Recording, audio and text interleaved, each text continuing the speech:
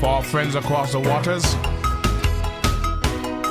may this song bring you strength in this your hour of need.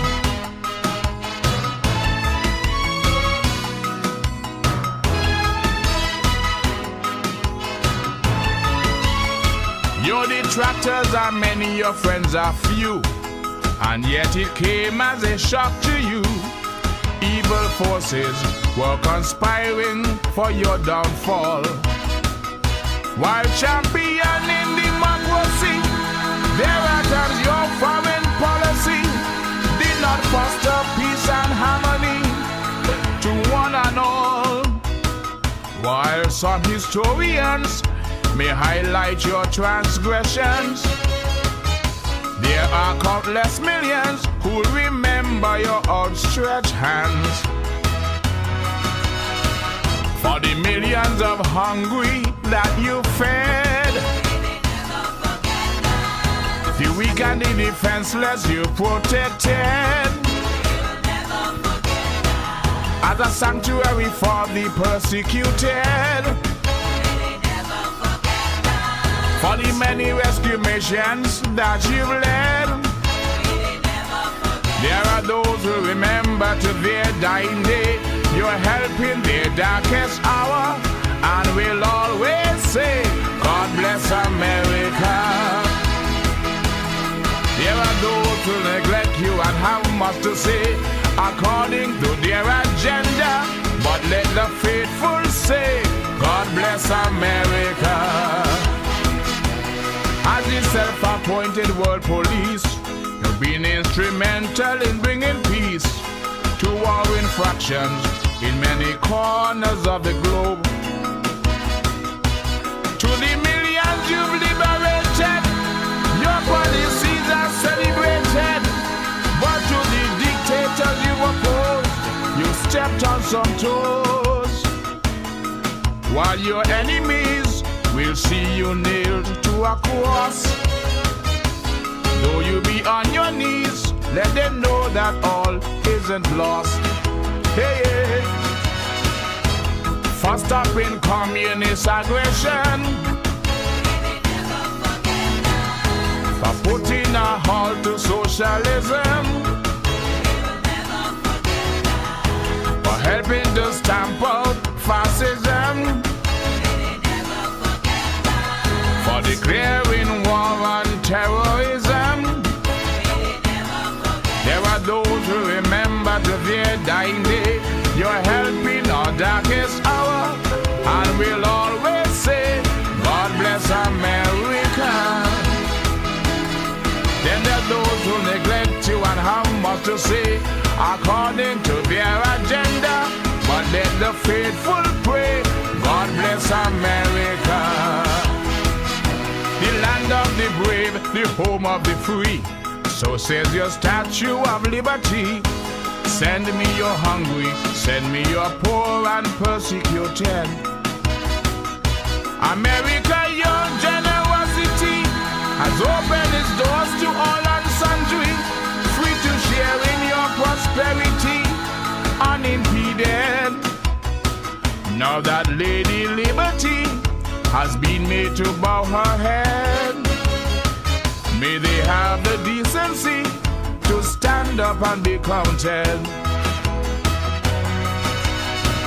To the millions of refugees that you've saved, the billions to charity that you gave, when ravaged by natural disaster, how we always count on America. Some of us will remember to our dying day you're helping our darkest hour, and we'll always say, God bless America. Those some will neglect you and have much to say according to their agenda. Let the grateful pray, God bless America. My name is Sylvester Hodge, stage name King Socrates, from the Federation of St. Christopher and Nevis, And on the behalf of my family and my people, I extend our heartfelt sympathies to the people of America in this, the darkest and most trying time. It is often said that for the good things you do, you seldom get credit. But make one mistake and nobody ever forgets it. So too you'll find those eager to accept your generosity, but quick to forget in times of adversity. It's when your back is against the wall that you find your true friends, those who will endure with you to the end. May God grant you the strength and sustain your resolve as you continue to fight and protect the values that we cherish most: freedom, liberty, and justice for all. For stopping communist aggression, for putting a halt to socialism, for helping to stamp out fascism, for declaring war on terrorism. There are those who remember to their dying day. You're helping our darkest hour, and we'll always say, God bless America. Then there's those who neglect you and have much to say according to their agenda, but let the faithful pray, God bless America.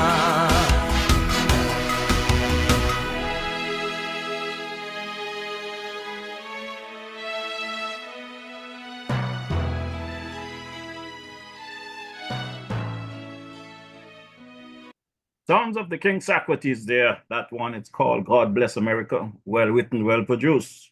Great job there by the King Socrates. I'm DJ Maurice, and I'm coming to you live and direct from my bunker here in the Republic of St. Paul, St. Kitts. Yes, you heard it right. The DJ is still here in our beloved Federation doing his thing. And today we're going to continue with our conversation from last week. A lot of holes to plug, a lot of things to fill. But before we get into that, for those of you who might be running through the web and running to us for the first time, I may be wondering what this podcast is all about. Let me just drop a quick ad here so that you folks can get up to date to what is happening here in our beloved Federation. So you stand by and I'll be right back with you. Wednesday evenings are heating up. Log on to DJ Maurishaw's Facebook Live broadcast every Wednesday evening from 6 to 8 p.m. It's a frank and candid exploration into the social, cultural, political, and economic issues affecting our federation. And just in case you missed it, you can also catch the broadcast on his YouTube channel, DJ Maurishaw. Subscribe to the channel on YouTube and smash that bell. You will be notified whenever he goes live. DJ Maurishaw, every Wednesday evening, Facebook 6 to 8 p.m. or thereafter on his YouTube channel, DJ Maurishaw. Log on.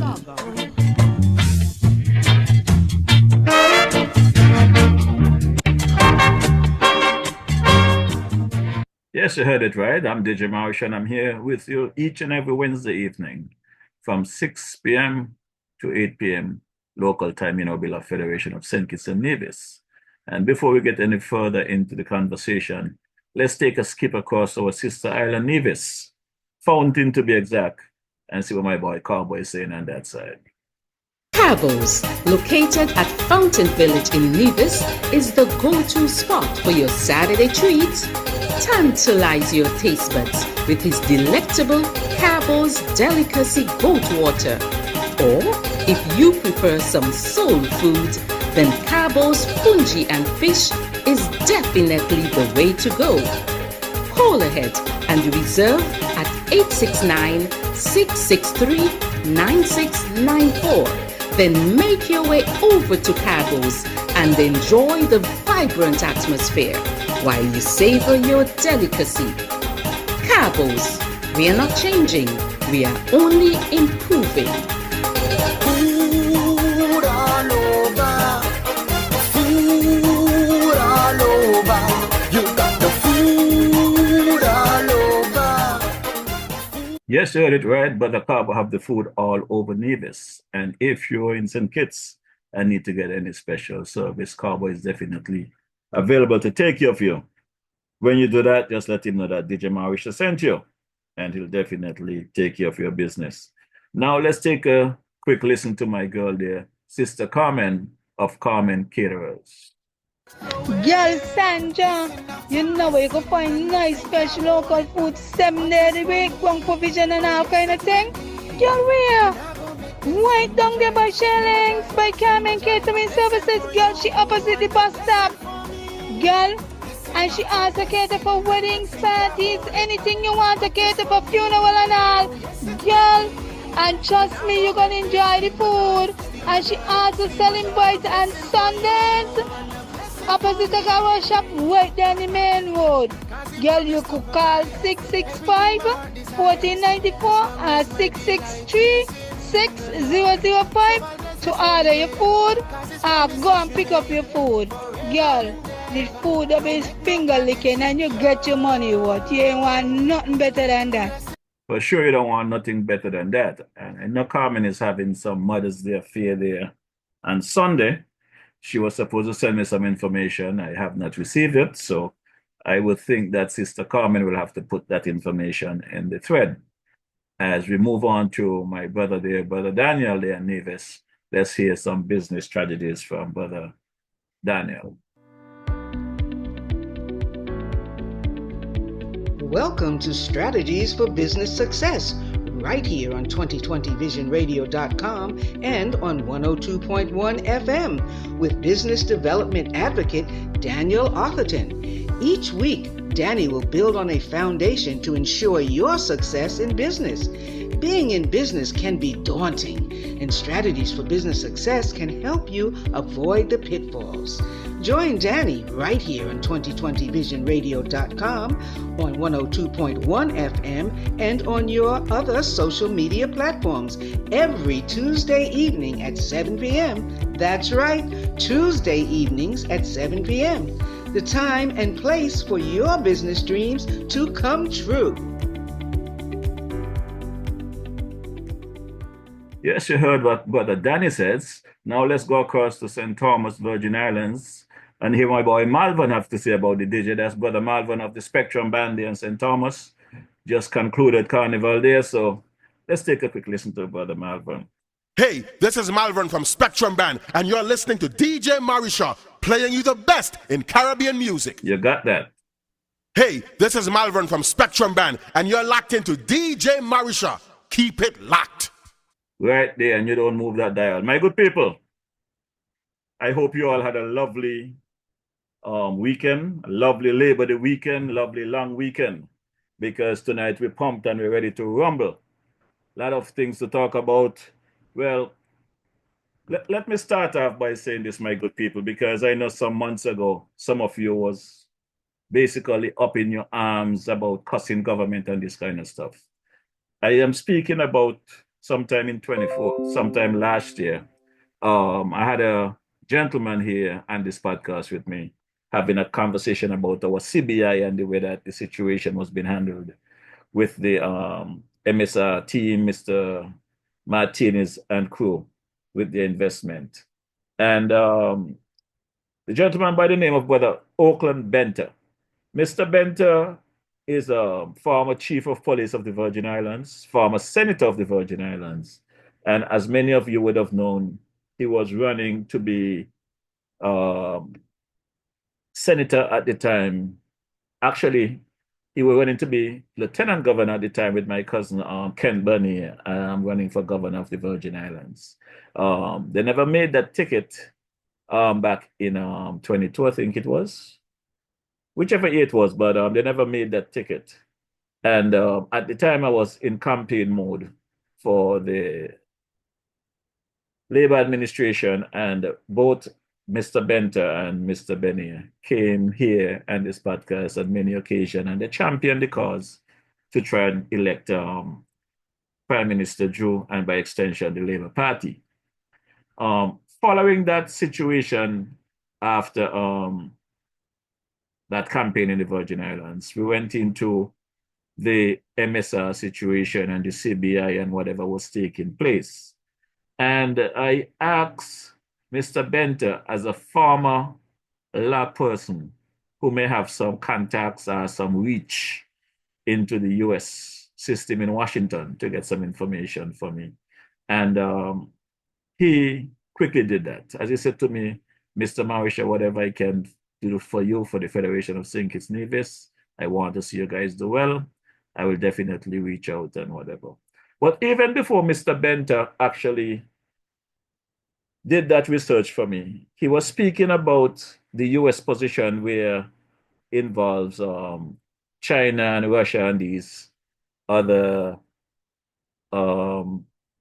folks who vying for world power, so close to the US border here in the Caribbean. And I remember him speaking about specifically places like Antigua, Dominica, and a couple of the other areas here, Jamaica and stuff like that. And he broke it down to the extent to show that the US is not going to stand by and see another 9/11 happening. And some people took it as a joke and felt like some even comment on this thread that the US cannot come into our sovereign state and cannot this and cannot that.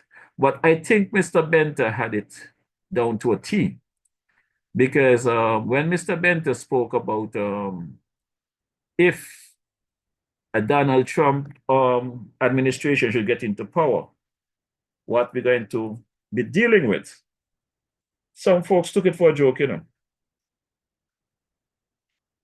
Some folks really took it for a joke. But if it was a joke, my good people,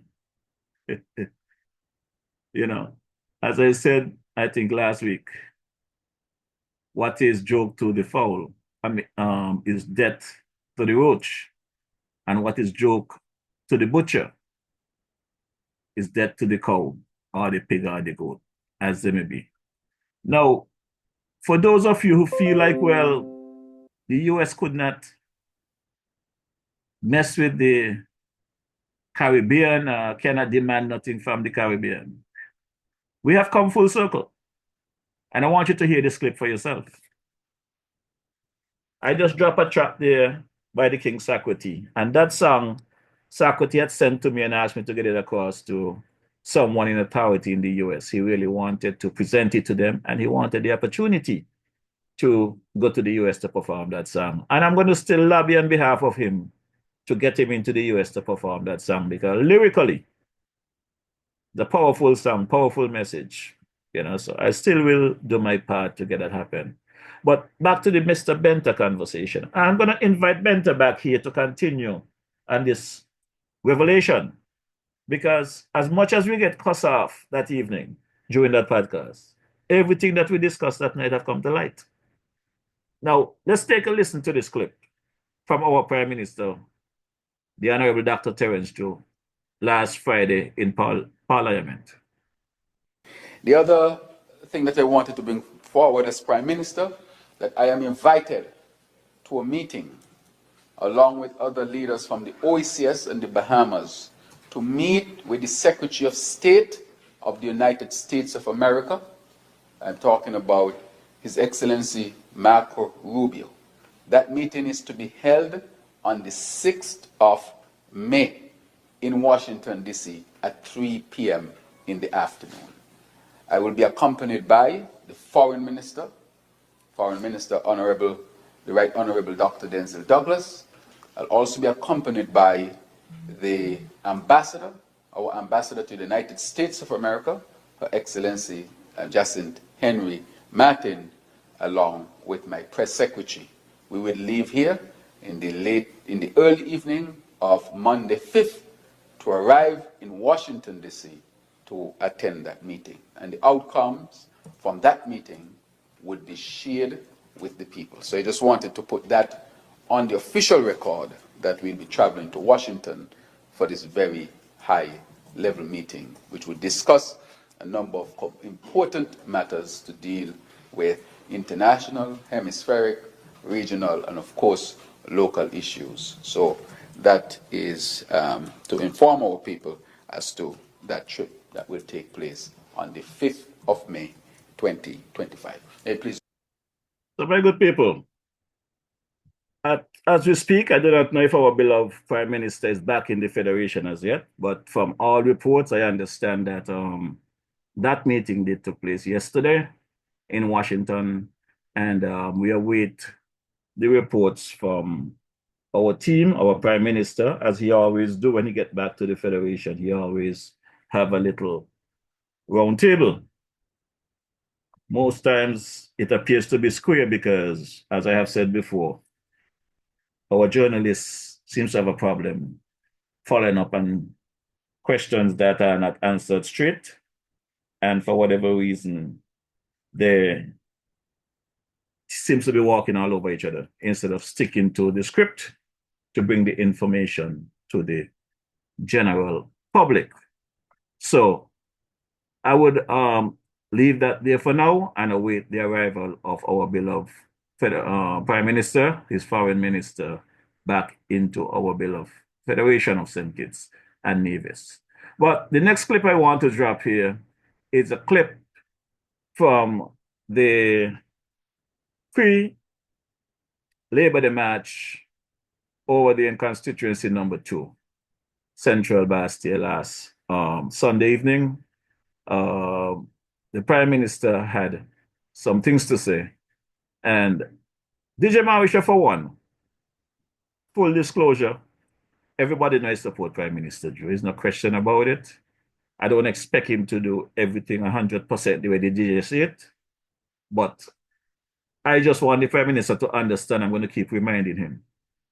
He's in office now, just maybe 2 months, 3 months short of a 3-year term already. And I don't want to constantly hearing about what the former administration do. If you're not going to bring some charges, do something about it. Let's move on. We have a re-election campaign ahead of us. It's not going to be an easy campaign based on where we are. And as I said before, that is self-inflicting because for whatever reason, whether it's his advisors, the Prime Minister not paying attention, I do not know. It's not a lack of the DJ talking to the Prime Minister why these things are happening. So it's either the Prime Minister is listening to the wrong people, or there's some people out there just bent and being around the Prime Minister and sabotaging his work. Because I know the Prime Minister have done some good work, but I also know he have made some mishaps, some missteps. Last Friday, I returned a call to an outside entity, a news agent in the UK that has been trying to interview me for a while now in regards to many issues that I reported here and this podcast and things that they're hearing about St. Kitts and Nevis. And as I explained to that media person, that many of the questions that have been asked, I am still investigating or researching facts because as I get information and I think, okay, this is it, it opened another door that I have to follow. So I really don't want to be one of those individuals that come here on a Wednesday evening, present stuff, and have to come back and apologize or pull it back. I don't want to be one of those individuals unnecessarily will get one of those letters demanding $500,000 in 10 days because the DJ just don't have it. So I try to do things the right way. So I explained to that media personnel that as soon as I get some solid information, I'll be very happy to follow up. And the question that was asked by that media person and has been asked by many individuals throughout the Federation, regionally and internationally, is with everything that's taking place, Mr. Marisha, with the CBI thing and whatever, why you still support the Prime Minister? And I give them a very simple answer, I don't believe, as the saying goes, to throw out the baby with the bathwater. You throw out the bathwater and you try to do your best for the baby. I have seen the Prime Minister at work. I think that he's getting wrong advice. I think he's acting on those wrong advice. I think he have some people around him that have mastered the art of looking like they're doing something or know what they're doing, which they don't. Some of them, basically, is either they do not know what they're supposed to be doing, they don't care about doing the right thing, or they want to undermine the Prime Minister. It's just very simple, because my little 7-year-old baby girl knows wrong from right. And I have seen these people around the Prime Minister cheering him when they know he's going on the wrong road. As a result of that, I would hope the Prime Minister is smart enough to know that if he's doing something that is not in the best interest of himself and the state, and people are cheering him to do it anyway, that they don't care about him and they don't care about the country. It's a selfish thing. So let me drop this clip and the conversation continues. And as I say, my good people, feel free to drop your comments, have your say. The DJ don't expect you to agree with everything that he says, but the DJ take pride in getting to the bottom of things. And when I get to the bottom of things and I have enough things to justify my presentation, all I bring here to you, my good people, is the facts. I know the truth hurts, but all I bring to you is the facts. I don't come here to twist or spin. I love to shoot pool, the balls are hard. I love to play cricket, not win ball. I bowl a serious medium pace. And dominoes is bones, they're hard as well. Those three sports is the only games I play. I don't play with other people's life. I respect people, I respect friends, I respect offices. But first, you got to respect God, country, citizens.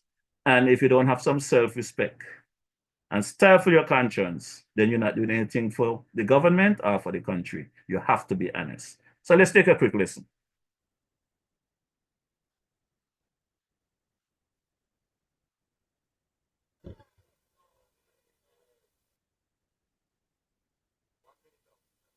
Thank you very much. You see, when you're silent, how a minute could seem like a lifetime? I telling you, had us locked down. Comrades, the messages.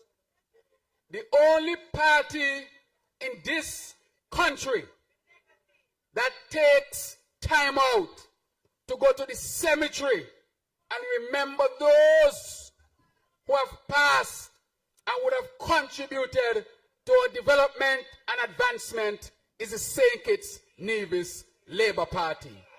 We are decent people. We don't forget where we come from. We remember the giants on whose shoulders we stand. And let us never, ever forget them. And I want to thank Comrade Leonata for calling their names tonight. And I also wanted us to remember even those who are not part of the leadership or rank and file of the St. Kitts Nevis Labour Party. We must also honor them and remember all of them. That is a party that is decent and in order. But tonight I'm here to say to the people of Central Basti and St. Kitts and Nevis that for the last 2.5 years, this government has delivered to you, the people, more than they would have delivered in 7.5 years. And as the Honorable Conrad Maynard said, sometimes we don't speak enough about what we do. And as a result of that, people sometimes might take what we do for granted. Let me share a number of things with you. For 2.5 years, for 7.5 years, they could not deliver water. For 7.5 years, they had a hospital leaking. For 7.5 years, the drivers in St. Peter's gained their PhD in driving. You know what I mean? Pothole dodging. That's all they were doing.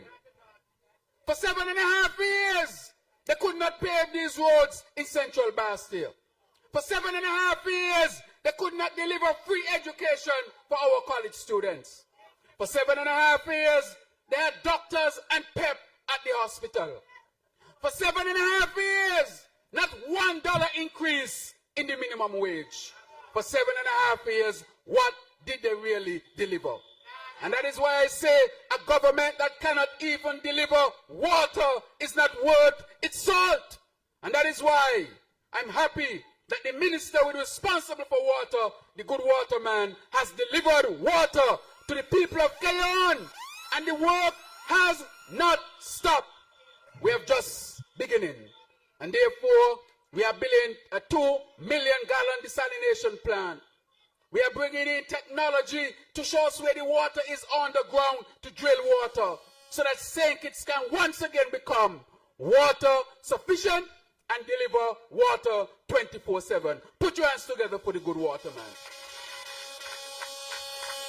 Comrades, that's delivery. For 7.5 years, they talk about the Bastia High School. They shut down the school and lies. When you look at the NIOSH report, not a thing in there where you couldn't go back in the school. They lie to the children. They lie to the nation. They lie to the children and they lie to their parents as well. And 7.5 years, $21 million spent and not one blocks lay on the land to build the Bastia High School. You think that's right? And some of them coming on and rage about they want one for office. Disadvantage the children. Abuse the children. Lie on the school so that they can gain some political advantage. But this Labour government, in just 2.5 years, we have developed the plans. We have the contractor. And I want to thank the minister with responsibility for education in making sure that in 2.5 years we could see concrete action on the delivery of the Bastia High School. Put your hands together for the Minister of Education. That is what you call delivery. And I spoke to the contractor even recently. And I want to say to you that we are on track to start the Bastia High School this month, May 2025. As a matter of fact, they have started to mobilize. And you all know I don't talk unless the ink dry, you know. Only when the ink dry, I talk. The other thing we are going to deliver for you, and you hear them talking about health care. I talk about health care for many years because they neglected health care in this country. The issues that they want to talk about, they left those issues there and more. And that is why we are committed of building a brand new JNF hospital with modern technology and advancement. And I want to say this evening that the commencement of that hospital will be in 2025 as well. We ain't just talking, we are delivering. People are asking, how can a government of just 2.5 years deliver so much for its people? Major schools, major hospitals, and in addition to that, water for our people. Don't take those things for granted. 7.5 years, money disappear left, right, and center, and nothing to show for it. Comrades, citizens, is a lot of money gone missing that they can't account for. You did not know that there was about $450 million in the SIDF. You remember the talk about the SIDF? And they said the SIDF is a slush fund, and the SIDF is corrupt and all of that. When they went in there, they met hundreds of millions of dollars. They spent the money, and they never told the country that they were spending hundreds of millions of dollars from the SIDF. We did the audit, and the audit revealed that. It's not fair that you can spend so much money and not tell the people that you are spending the money. So when you thought they had money, they were wasting the money and spending up the money. If you can't deliver water for your people, what have you done with that money? Comrades, it's painful, it's hurtful when you hear those things. But I want to discuss a number of things because we can't allow them to keep getting away with what the facts are. The facts must be told. And I want to say that the case with respect to the Development Bank, I asked the Attorney General to give the people an update periodically. The last update is that they're trying to delay the case and delay the case and delay the case, but they can't delay it no more because they asked the Attorney General to make a request to the court that when the case starts substantively to put the cameras right there in the courtroom. I want you to see it. I want you to hear it. I want you to hear all of the bad things that they did in the development bank. But I want you to hear it from the court. I want you to hear how much money come out in a plastic bag and a paper bag. And if people want to run, but when they run, tell them their record will come up for scrutiny.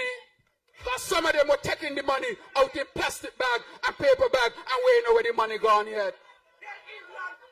Take your money. Rob your money. Rob this country. And they ain't even deliver water to you, the people of St. Kitts and Nevis. So when they talk, I just want you to ask them a simple question. You had 7.5 years. What did you deliver? But look at the labor sheet for 2.5 years. This government is large. This government has delivered for the people of St. Kitts and Nevis. Comrades, I want you to stay focused. I want you to stay focused and not become distracted. You remember year after year they were talking about pension for GAE workers. I see Ingrid here tonight. I see Claudette here tonight. I see many others who will get a pension, who never had the chance to get a pension. You know how much people will get a pension? Over 2,000 people are qualified for a pension. If our working population is about 25,000, and we have over 2,000 people to benefit, according to the mathsman out here, how much percent is that, Honorable Congress Maynard? That will be about 10% of the population, working population, to get a pension. Calculate my maths and make sure it's right. 2,500 out of 25,000 is how much? 10%, so my maths is correct. That is a significant number. That means almost every household here in St. Kitts and Nevis or every family will be affected positively because of the pension. Year after year, we're going to give the GAE the pension. But they don't care about no GAEs because they think the GAEs are small people. Because they think you clean the street, you ain't got no sense. They're out of order. You're out of order. They think because you're the maid in the hospital, you ain't got no sense. You're out of order. Well, you could get pension and they can't get pension. Well, you're better than them. In the St. Kitts Nevis Labour Party, none is better than none. All of us are comrades. That is what Labour is about. And if we get it, you must get it too. And that is why we are fighting for you, the people of St. Kitts and Nevis. Yes, my good people. As I listen to Prime Minister Joe deliver at that pre-Labor Day meeting, I beg to ask the question again. And you know, the funny thing about it is, you know, the Prime Minister has one of his deputy leaders and cabinet members in the name of Congress Maynard sitting behind him, helping him with his maths. But Congress sing a song about the equation, you know, that the maths don't equate. He also sing a song about talk, talk, talk. Show me the trophy. Well, I am asking you, Mr. Prime Minister, my good friend, Honorable Dr. Terence Joe. You're talking about an audit that you have done, your team has done, to show all of these missing monies and wrongdoing. Well, Mr. Prime Minister, show me the trophy. Get your Attorney General and your DPP to work and charge these people. The citizens of this country need some hard answers. Not every time you see something on social media, one of them throw you some punch someplace, you react with all of these accusations. Present us with this audit. Bring in the system, the legal system, let them do the work. Mr. Prime Minister, whoever on your team that is advising you not to do that, then they don't care about you, they don't care about this country. Mr. Prime Minister, you are the one, so you have the audit, you know. I was going to ask you to bring in a commission of inquiry, but it appears as though you don't need to spend money on a commission of inquiry because you have done the audit. The audit has presented that there was wrongdoing, money is missing, and Mr. Prime Minister, no money going on the drain, you know. DJ Mauritia will not sit behind this camera weekly and accept the fact that you, the Minister of National Security, Minister of Finance, Prime Minister of the Federation of St. Kitts Nevis, my friend, my colleague, the Honorable Dr. Terence, you're going to tell this DJ that the $20 million that is missing from Development Bank value more than the 400 million you say went down the drain, you know, are gone down the drain. This DJ is not one of those that swallow the word Kool-Aid. I am not swallowing the word Kool-Aid, Mr. Prime Minister. I will say again, as I've said previously, we need to know what is the potential cost, what is the estimated cost for this legal system, this legal matters that are going to be taking place for this $20 million. What is going to cost us to stream it live? What is going to cost us to pay this attorney? What's the overall cost to go after this 20 million that you might not recover? Are you going to get your 20 million plus expenses, legal fees and stuff like that? Explain to the country what is taking place, because until I get some clarity about what we have lost, you said 20 million. What does it take to recover that 20 million? I am not on board. You want to get me on board, bring me the facts. What is it going to cost the taxpayers of this country with this development bank matter? This is not a personal matter for you. This is not a private matter. This is the citizen of this country's matter. It's taxpayers paying that bill. We have a right to know. And we demand that we know. Bring it to the table. Come to your square table or your round table, whatever you're going to be on when you get back to the Federation, and present that to the people. The Attorney General out there, he should be advising you on this, Mr. Prime Minister. I should not be here doing this. My pay grade is not that high.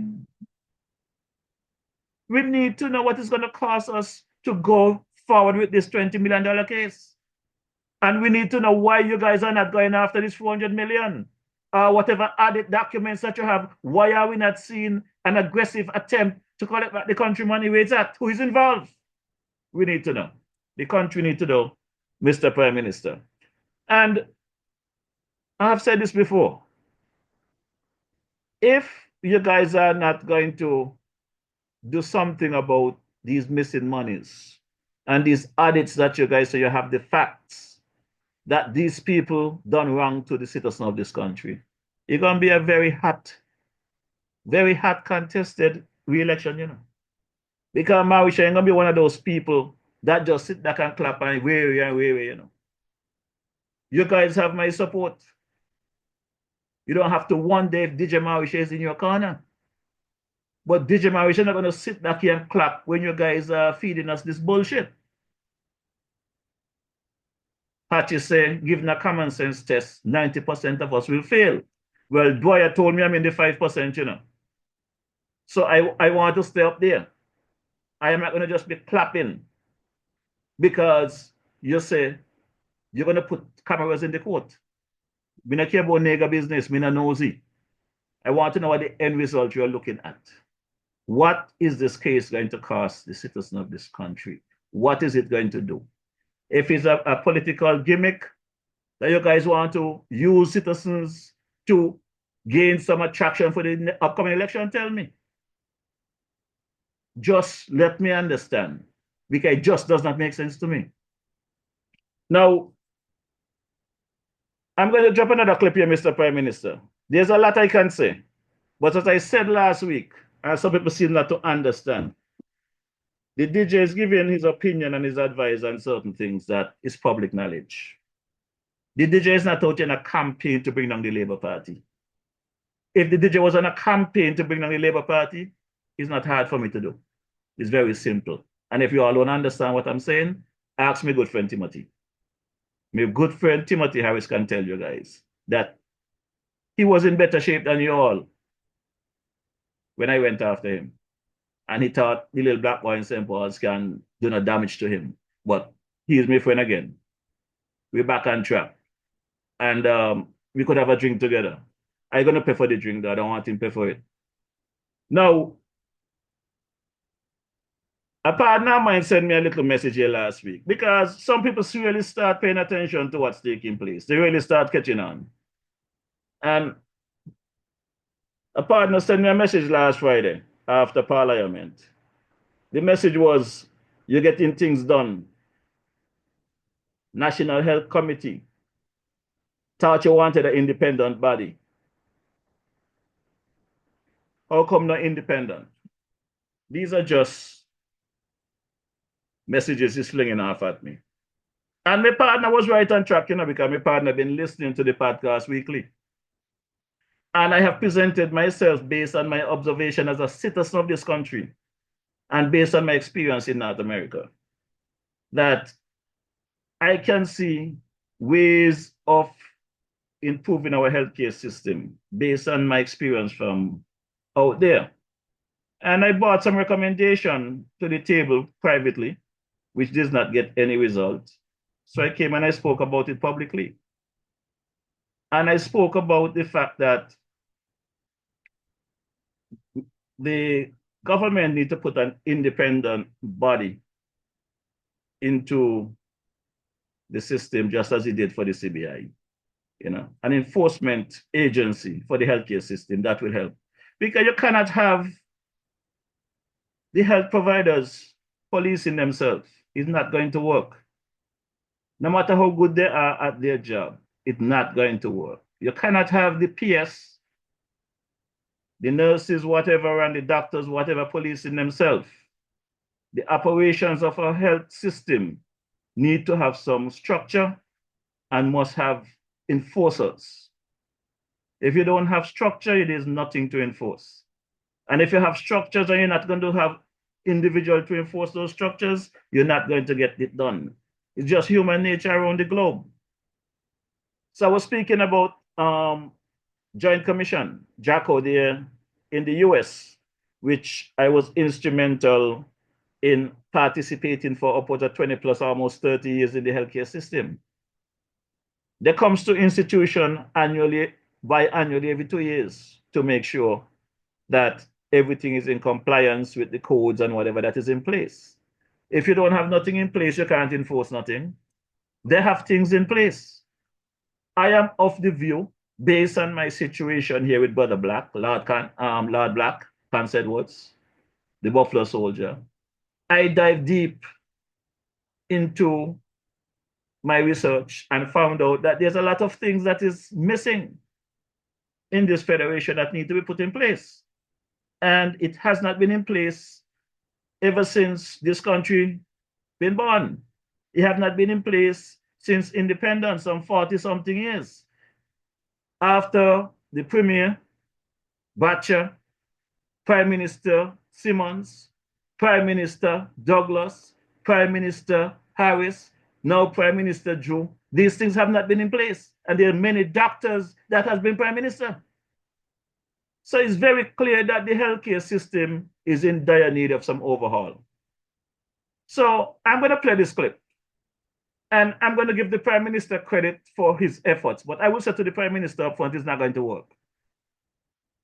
This matter needs an independent organization to oversee the operation and enforce whatever laws you guys are going to put in place. There's no association, whether nursing, doctors, upper management, senior management, none of them going to accomplish what I am trying to explain.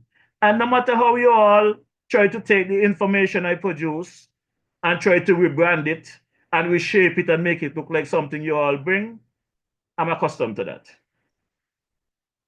While living in New York, I went from being a simple electrician, just want to be doing my work and stay out of people's business, to my colleagues pushing me to become a union rep. By becoming a union rep, I was exposed to the international. Instead of just being a part of 1199 union based in New York, because of my knowledge, my skill, and my talent, I was forced into 1199 SEIU International. And once I went international, I became a part of the national healthcare system. Many people seeing me in New York have all kind of stuff to say. They don't even understand the level of what I was doing while in New York. A lot of them see me as just a disc jockey. Many of them did not see me as an electrician. Many of them never see me as a confined space trainer. Many of them never see me as a workman come specialist. Many of them never seen me as a part of the hazardous team. Go around the country training, management, and every employee throughout the institution, from the East Coast to the West Coast. As I've said previously in this podcast, when COVID came in 2020, my director at the time, a gentleman by the name of Steve Schrag, who was in charge of the health and safety department at 1199 in Manhattan, he called me. He's retired, but he still had my number. He said, Jeffrey, you was 20 plus years before your time, because you was one of the better trainers we had. And when we did those testing of the N95 masks and the respirators and the retractable needles and all of this stuff at the Pfizer hospital in California, they said we're doing all of this thing wasting money. There's going to be no healthcare scare. They're not going to do all of this. Why they want to do all of this stuff? And guess what? They took away the federal funding from the healthcare system for 1199. And we had to disband our training team. It wasn't long after they did that, COVID hit us. And the same N95 mask that we approved, that was the best at the time to keep out airborne germs and stuff like that. That were like everybody fighting for that mask. They come up with all kind of fake KN and all kind of number. The N95 was the only mask could have protect you from the COVID. But though the people internationally that I trained respected me for my ability and my presentation that I did, there are many workers around the Bronx, there around New York I have trained, and they can come here and testify and attest to what I have done in California, in Maine, in Connecticut, in Las Vegas. We was training people for years and we still stay in touch. So that experience, as a matter of fact, when I went and be a part of the NYPD at my age, my tender age, I remember it was 5 top brass that afternoon during the interview. And they asked me at my age why I was interested in the NYPD. And I told them at this stage of the game, I have contributed in many different ways within my community. And I was asked by one of my colleagues, since I'm already doing so much, they would like me to take a step further. So that is why I decided to take on that responsibility. And my good people, the 5 people that was in that room getting ready to question me for that interview, after 4 questions, the big chief in that meeting, the big man who gonna make the final decision, he said, I don't need to hear anymore. We want this guy. This guy, we want him. We're talking about the NYPD. Millions of people in New York, but they want this little black boy from St. Paul's. And I never disappoint them, because what happened next is when we started the training, the theory end of things. I was an older guy compared to the young folks in there. You ask a question, their hands up, they're answering, their hands up, they're answering. And they figured they was on top of the world, because before the question could ask, their hands were up. And guess what? I went through my weeks of training. I sit mostly by myself. I speak when I had to speak, pay attention to the instructors, read my book. I got invited to Trinidad and Tobago. And it's funny, the week that was booked to go to Trinidad and Tobago in advance, as a matter of fact, they choose to push back our final exams to that Friday. So here is the DJ going to Trinidad and Tobago to hang out and could not hang out because I had to spend my time studying my books, studying my codes, studying my call signs, studying safety, studying how to do certain maneuvers, how to take down a man with a gun at your head and this kind of stuff. Some intense studying. And my good people, I could remember that day when I got back to New York, the same evening. I got back to New York the morning from Tobago, direct flight, by the way. The written exam was that same evening. And one of the things that the instructors from the 4-4 precinct said, that the 4-4 precinct have never had 100%er. And they're challenging us to try and get 100% on the exam.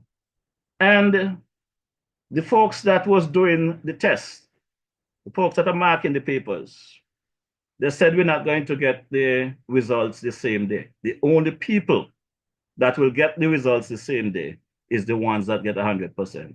I challenge myself. But when I look at all those young people and folks who are always agile with the answers, I expect them to be 100%ers. I'm just running behind them. Lo and behold,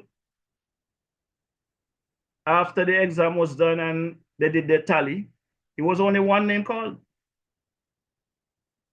Jeffrey Marisha come forward. 100% out of the entire class. I took that as something I did for St. Kitts and Nevis. Not just for myself, not just for the 4-4 precinct, but I thought I did something good for St. Kitts and Nevis because we were represented. Now, what I did not say earlier, one of the questions that was asked, one of the 4 questions that was asked by one of those people interviewing me is, at my age, why I would want to be getting involved with the NYPD. And I told them, there's a lot to be learned. And I am interested in assisting my community in St. Kitts Nevis. And if, by chance, I am not able to use my talent here, I can use it in St. Kitts and Nevis. So I came to St. Kitts and Nevis when the Prime Minister asked for my assistance. And I offered him where I can fit in. It was not just getting something because you're campaigning, Because when I campaigned, I wasn't campaigning for anything. I wasn't interested in anything. My only interest was to get rid of Timothy. Anybody but Tim, that was my campaign. And because I didn't get the support of Sean Richards and Mark Brantley, I said the whole team have to go. And guess what? When I said the whole team have to go, all of you was singing, get rid of them, But at the time when you all was singing, get rid of them, I didn't realize you all only meant Labour and PAM. You all did not mean CCM in Nevis. You all did not mean my boy, Mark Brantley. Because the amount of costs and fighting that I get, trying to help. How could you try to help your country, try to help your people, and instead of them willing and accept the help, they want to kill you for saving their life. You're trying to save their life, but they want to kill you because you shouldn't save their life. I never meet a more, can't even find the word, set of people. Look at how we have these politicians playing games on you all, brainwashing you all, literally brainwashing you all. And as this program continues, you all will understand what I'm talking about. Because we're going deep tonight, We're going very deep tonight. So let's take a listen to this clip in Parliament last Friday that I just spoke about. Madam Speaker, with your leave, I rise in this honorable House to make some short statements, but very important. As Prime Minister, Minister responsible for health, I want to inform this honorable House that for the first time we'll be implementing what is called the Healthcare Steering Committee. This committee will be comprised of the Minister of Health, the Minister of Finance, or the Ministry of Finance. It will be comprised of the Medical Association, Medical and Dental Association, also the Ministry of Social Services, the PS of Health, the PNO, NGOs, community services, and of course, the private sector. I will say this in this honorable house, that this would function as a body that would steer the direction of health here in St. Kitts and Nevis. And I envisage that the first meeting to be had will be held within the next 2 weeks. I've informed the senior management of the Ministry of Health that this will be coming forward, and so I take this opportunity to inform the public. Why? We are on a journey with many things, Madam Speaker, and for many years, many of the structures and organizations, they may not have been fit for purpose, or time would come when they need to change direction, as we would have done in various sectors and ministries, and therefore this is one. I also want to make the announcement that within the Ministry of Health, we will form another committee. All of these are on track in terms of our transformation. Madam Speaker, initially, our main focus was to take care of the stuff or the things at the hospital which needed to change, such as to fix the leaking roof. The roof of the hospital was leaking for many years. To deal with the issue of air conditioning at the hospital. To deal with the issue of equipment, including anesthesiology equipment, CT scan, and ultrasounds, etc. To deal with the dialysis, to have enough dialysis machines. To deal with the ventilators, to have enough ventilators. To rehabilitate the area of the morgue, to rehabilitate the operating rooms, to rehabilitate the foyer or the entrance of the hospital. Millions of dollars, and now we are in the process of rehabilitating the psychiatric ward, that one in collaboration with the Republic of China, Taiwan. Presently, we are nearing the completion of the housing for the MRI, which is costing us, I think, $1.7 million or a little bit more. The MRI is expected to be here. Just wanted to update our people. We are getting very close to have the machine here in St. Kitts and Nevis. And so we would have invested millions of dollars, Madam Speaker, significant amount of input in this JNF hospital to make sure that it can deliver modern health care to our people. We have invested in staff development. We have invested in getting more specialists on the ground.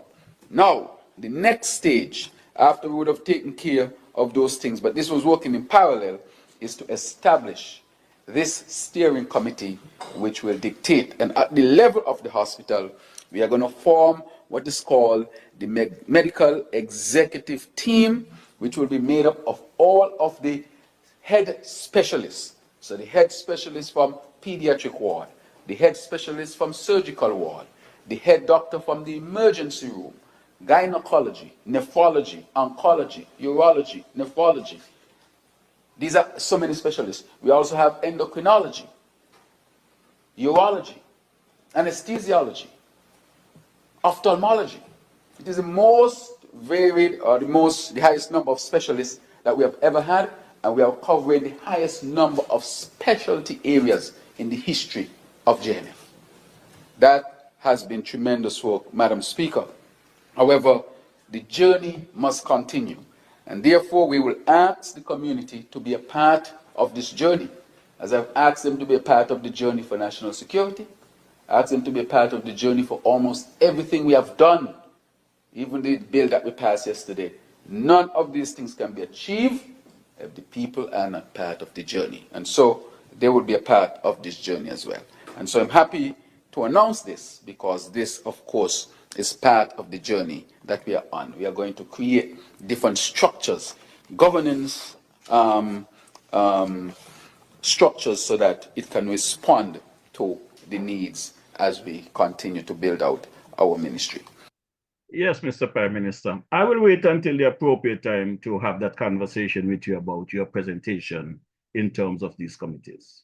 But I will take this opportunity to say to you, I welcome those committees structurally for the healthcare providers amongst themselves. It's good that they have some kind of coordination amongst themselves. But the issue at hand will not be resolved by these committees. There must be an independent enforcement agency after these requirements are put in place. They are not in place. These practitioners, these healthcare providers is not the answer to resolving the issue at hand, Mr. Prime Minister. And I do not know who is advising you on this, where the health is concerned. I don't know everything there is, but I know enough to know that you're on the wrong road with that one. I can say to you publicly and privately, you're on the wrong road with that one. And I have individuals that I can bring in that I have worked with that will explain to you that you're on the wrong road with that one, right? Not because you might be a doctor, a nurse, a PS, or whatever, mean that you have all the answers. You have to listen to people who have the experience. You all could go to the highest university and get the highest grade out there. But if you don't have the practical experience and knowledge that you have put in, did you not come in here with no fly-by-night conversation, you know? I left this country, St. Paul's, in 1980. My mother took me out of St. Paul's in 1980, December, across to the British Virgin Islands, Tortola. In 1981, she took me across to the US Virgin Islands, St. Thomas. That is where my education really kicked in. The talent that I learned while in St. Kitts, which I gathered a lot of talent in St. Kitts, believe me. Because people like Goose, Hilary Joseph, Tony Felix, and a lot of these teachers at the Sandy Point High School. Now we talk about singing Jackie and Miss Williams and Miss Thomas and Miss Buchanan and Thomas William and them. I got some serious knowledge out of these teachers in St. Kitts. The problem was I was bursting with talent and there was no place to display it in St. Kitts. Just like a lot of other citizens here, I know should have that problem because there's no place to advance, no matter how much CXC subjects you have, what you're going to do with it. I was one of those individuals who was lucky enough to get out there and utilize my skills and my talent. Joining the Virgin Islands National Guard, moving on to New York, putting myself through electrical school, getting my electrical certification, become a certified electrician, end up working in the healthcare system and traveled. They just say it's not good to talk about yourself or don't brag about yourself. But my people, if the people that does not know who the DJ is, gonna be out there spreading all kind of propaganda that they don't know about the DJ. Well, the DJ have to come and tell you all, you know. The record is there. My record is clear. Anyone who have worked under my watch with me will tell you. I got some good farmer workers there from the hospital I work. They tell me straight up I'm the best electrician they've ever worked with. They used to call me the A1, the A team, all kind of names they had for me. I work on many projects in Manhattan, many of those high-rise. Boom Boom Mancini summer house, Diana Ross summer house over there in Connecticut. The problem we have here in St. is that we don't have any respect for our talent. And I listen to ministers after ministers or candidate after candidates come to the New York area. And their tune was, we are asking you individuals who have traveled out and get certain experience to come back home and help. But I find out the hard way. That was just campaign talk. You don't really need our talent or our help. So many of you who out there that I used to cuss and tell how you go back home, go help all your country, I can say to you all, you know, you all was right to stay out there and make your money and enjoy yourself. Because the people here in St. Kitts, they are so brainwashed by these politicians who are not doing anything for them. That up to when you're trying to save their life or help them, they try to kill you. They try to bring you down. I am looking at some inexperienced people in this country. They get positions that they're not even qualified to do. They're not capable of handling. And whenever they fail, they blame the people who is trying their best. And if you talk, they say, he cussing the government. Lego, we don't want him. We don't want her. You change your government is the reason why they get those positions. But it's the people that help them to get into those positions that they're knocking about. And the people who was fighting you during the campaign is who benefiting, you know. The DJ not just talking. There are many people complaining to me. They have seen it, they have experienced it. Look at all this fight within the organization. From the top level down, the infight, because nobody wants to give Jack its jacket. Nobody wants to give Jack his jacket. This DJ has been in St. Kitts just a little over a year, going on 2 years. And I have observed the issues in our district here, in constituency number 6. I've listened to the complaint of the people. I've spoke softly to Dr. Douglas, our representative. As a matter of fact, my first time I ever voted in St. Kitts was on August 5th, 22. I went around the corner, give my ex to Dr. Douglas, and I head into number 2 to support my girl, Marsha Henderson. I spent the whole day there until the polls were closed. I tried my full support behind Prime Minister Ju from day one. I was there for nomination. I was there giving my support, asking the people to give him the opportunity. The very last video I did on nomination day was to ask the people to give Dr. Joe the opportunity. He is the change that we need. He is the man that can take us into a different direction. That was my presentation to the people.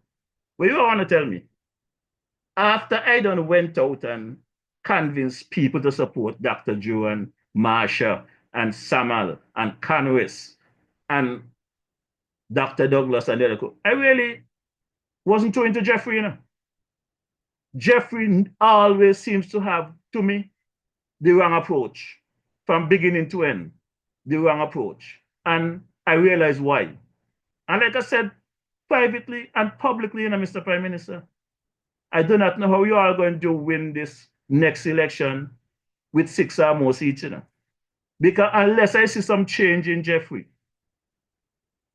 I can't support Jeffrey, you know. I cannot campaign for Jeffrey, you know. I do whatever you want. However you want to treat the DJ, that is fine. I will be that sacrifice lamb. And I'm going to explain to you why, you know, Mr. Prime Minister. Let me go into my phone here. Let me go into my phone. I'm going to explain to you why. I cannot see Jeffrey Hanley. And before I hit you this, I want to say something. I want to say something that I have said before about things that is not being done in number 1 and the complaints. But I am going to go to the march on Monday in a bit. And I will give Jeffrey his credit. That is true, because I see areas to give Jeffrey some credit. But his lies and disrespect and don't care for locals, I have a problem with it. I have a serious, serious problem with it. Today, May 7th, I went to a funeral. Went to a funeral today. Went to a funeral. And it brought back the pain that I felt during the service of Lord Black. I could not even sit through the service in the church. I had to come out. Luckily, we got some people here tailgaters, we call them in America. They got their little van outside with their cooler selling their drinks. So I got up, I come outside and went to the little cooler to have a drink because I could not handle it. Very painful. Today, May 7th, 2025, mark exactly 300 days since cancer was missing, on August 1st, 2024. I don't know how much are you keeping track, but I'm going to help you all. Today, mark 300 days since cancer went missing on August 1st, 2024. 272 days since we found Cans dead up in a gut side in Sadler's Mountain. 272 days. 260 days since his funeral. A whole bunch of tribute went on just like today. Tribute can't done. When people are alive, we don't show no love for them. We don't care for them. When they're dead, it's a whole bunch of empty talk and how good they was. But once a day or two pass, they forget that person. It's more than 34 weeks since letters were written to the Ministry of Health, More than 34 weeks. I have not received any response. According to Khan's family, there is no response. Full disclosure, I have had verbal conversation with the PS and with the CMO and with the Prime Minister. And all three have assured me that there are some protocols being put in place and we're going to hear something shortly. Until I see something in writing, I don't have any hopes. I am still at a loss with all these other cases that the police, Commissioner Sutton can come out, the DPP can come out and speak about. Why after 300 days, 272 days, 260 days, nobody could eat about cancer words? My good people, my bitterness with Jeffrey lies is simple. According to the autopsy report, Kans died hours within the time we found him, on the 9th of August. Hours within the time we found him and the 9th of August. It's on the 7th I reached out to the acting Prime Minister, who is the Deputy Prime Minister, Jeffrey Hanley. On the 7th, I talked to him on the 8th. I am of the view, had Jeffrey took the time out to speak to the DJ, I'll call back the DJ as he said he would do, we would have found Kans alive. We found Kans within an hour of searching for Kans that morning. There are people who was there. I don't want to call any name because, like I said, I don't have the money to pay the letter fee. They say $500,000 in 10 days. I don't have that kind of money. So I'm trying to ease up on the name calling. But they know who they are. We elect ministers to take care of the people's business, to take care of the country. And when you talk to their colleagues about what they're not doing and what they should be doing, they get upset with you. You're the problem. I was speaking about the meeting last Sunday in St. Paul's. I had to laugh to myself. I had to laugh to myself because that wall that I spoke about around by the St. Paul's playground, that wall I spoke about it at the Labour caucus up at Cooners. I spoke about it on this podcast. I went to a meeting at Dr. Douglas' office in St. Paul's to speak to him about the wall. And the individual who was booking the meetings and controlling the meetings had me there all day. While she sent who she wanted to send into his office. At the end of the day, it was 3 of us leaving that office. And this young lady is saying that Dr. Douglas only taking 1 more or 2 more, whatever it was. And she have something to discuss with him. So she's going to be the person going in. So two of us never got to speak to Douglas on the inside. These dirty people. But they're going to come on social media to act like they're clean. They're Christian. They're the best people in the world. But they're not good. Me could tell you they're not good, and me could tell them to their face they're not good. And any one of them want to come test me on this social media, I'll test them. I'll get down giddy with them if they want me to get down giddy with them. Because I went there to talk to Dr. Douglas about the wall that was falling, which I was told been falling since under his administration. That wall was erected by a contractor of this district. The wall was not properly erected, and the wall was falling down. They never sent the contractor back to fix the wall. So the wall was there under Dr. Douglas since 2007. You all know how long he was there after 2007. He was there from 2007 till 2015. All them years the wall fall down, nobody fixed it. The Team Unity administration went in there for 7.5 years. The wall fall down, nobody fixed it. After Labour win again in 2022, it was a concerned citizen in St. Paul's that was down the road drinking with me, and they talk about the wall. I asked them what they're talking about. They said, Marisha, you don't see the wall when they're falling down? I said, no. They said, well, go and check it out. When I went and saw the wall over, it's on a 22-degree angle. All it takes is a good shower rain to bring it down. And right across from where the wall was falling down, you know, every year they come up there by the statue where Butcher is laying wheat and keeping festivities, and nobody see the wall falling down. And when I spoke about that wall, a representative from cabinet cussed me off one by the same wall. Tell me, not call Douglas' name. But when I challenged Douglas on the outside, since I couldn't get to see him in his office, I wait outside for him, because that's how the DJ function. And I walk with him and explain to him why I came to see him. And he told me that he spoke about it already to his cabinet members, and he waiting for them to do whatever. But this was under his administration. It should have been fixed before. He said to me, let him talk to Congress and get back to me. I said, no, Dr. Douglas, you know, the answer ain't good enough, you know. It's on my page, I'm going with this, you know.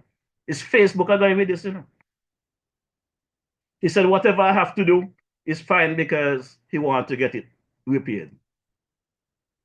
I didn't hear from Congress the night.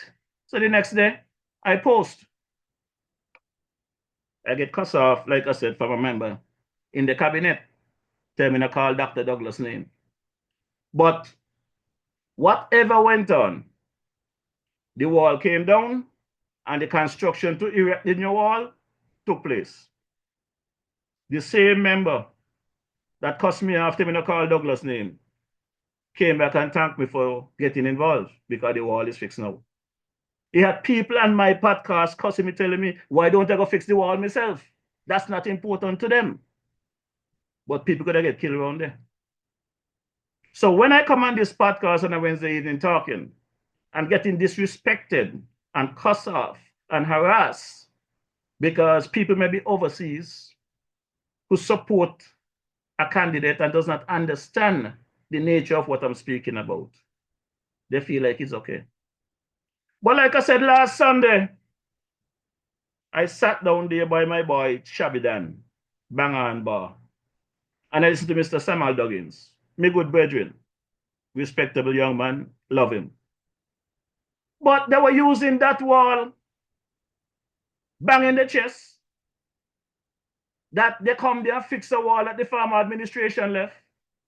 That is what they peddle to the people of St. Kitts and the people online who are listening to them. That they came into government in 22 and met a wall falling down from the former administration, and they fix it. They not tell the people that the wall was there from 2007. It went through 2 administrations and was not fixed.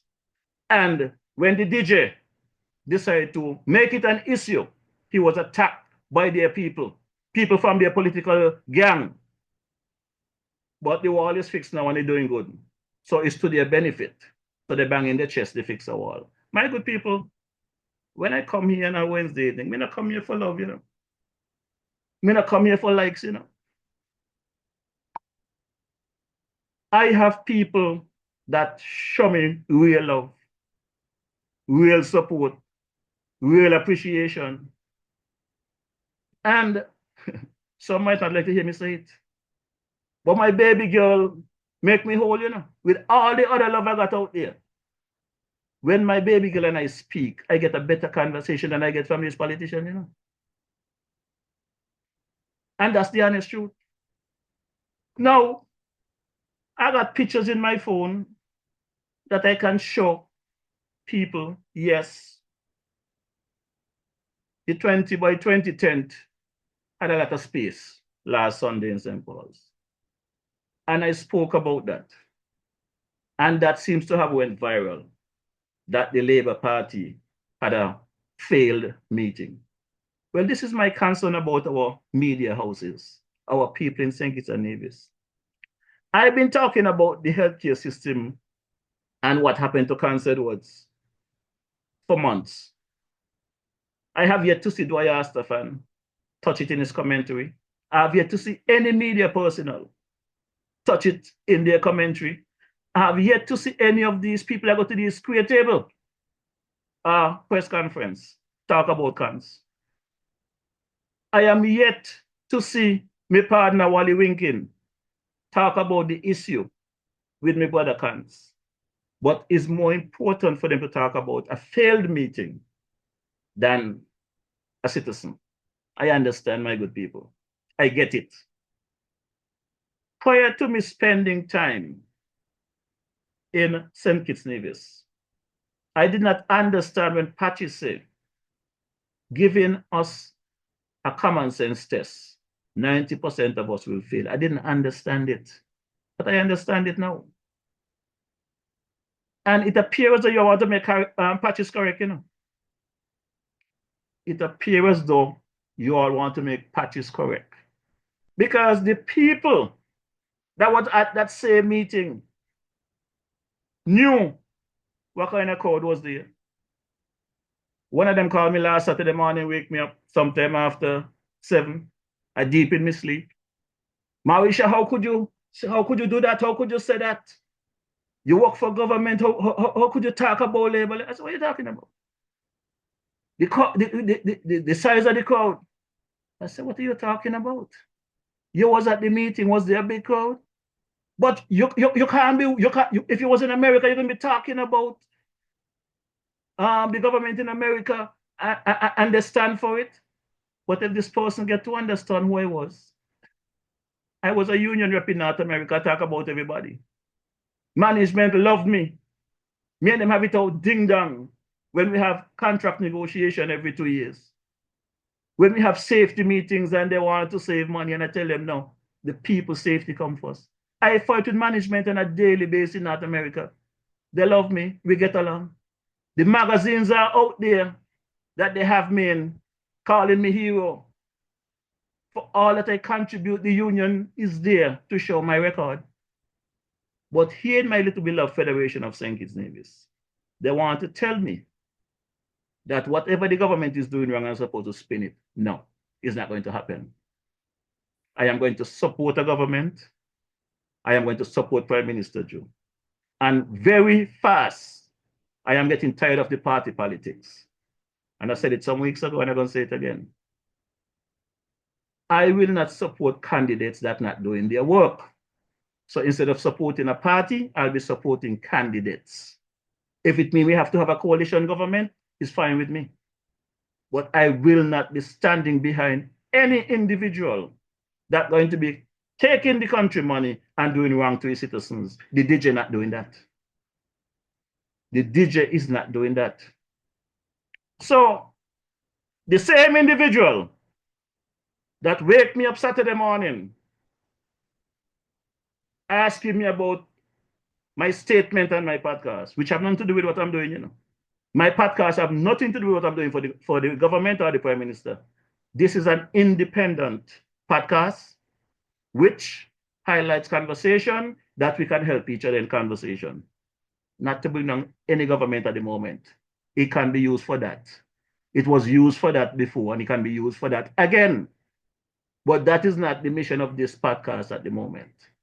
This mission is to have conversation. Remind the current administration of their manifesto promises to the people. They say, hold their foot to the fire. Me not light no fire yet. Me not even hold their foot yet. Me just stretching out to see if I could get a pants foot. And they're crying out, say I'm cussing. Did you not cussing? So when I thought that this crowd thing was over with, I decided Monday morning, since I wasn't too tired, and it's Labor Day march for the Workers' League and for the workers. I say, I'm here doing a little thing. Let me make my contribution and go and take a walk with the people. So I put on my nice grey pants, my black shoes, my grey shirt, and my grey hat. Because a lot of things is grey in the Federation at the moment. There is no surety in a place, it's grey. So I work to represent the people, represent the current situation, represent myself. There's a lot of grey areas.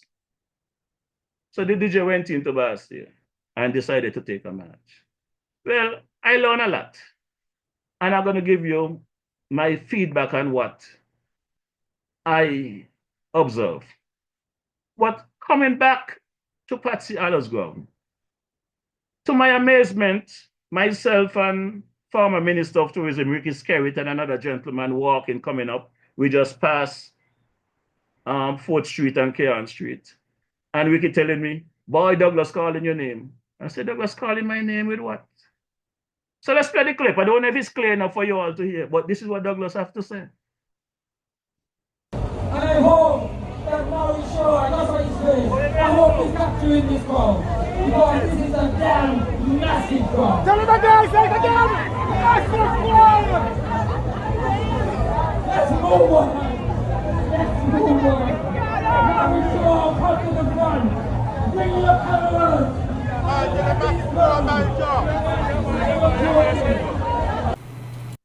So apparently, Dr. Douglas, in his embarrassment state,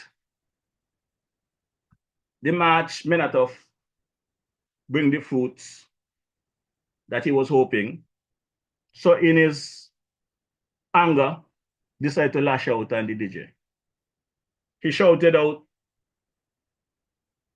he hoped that DJ Marisha can go, Marisha can go and tell his people of the massive crowd on Monday.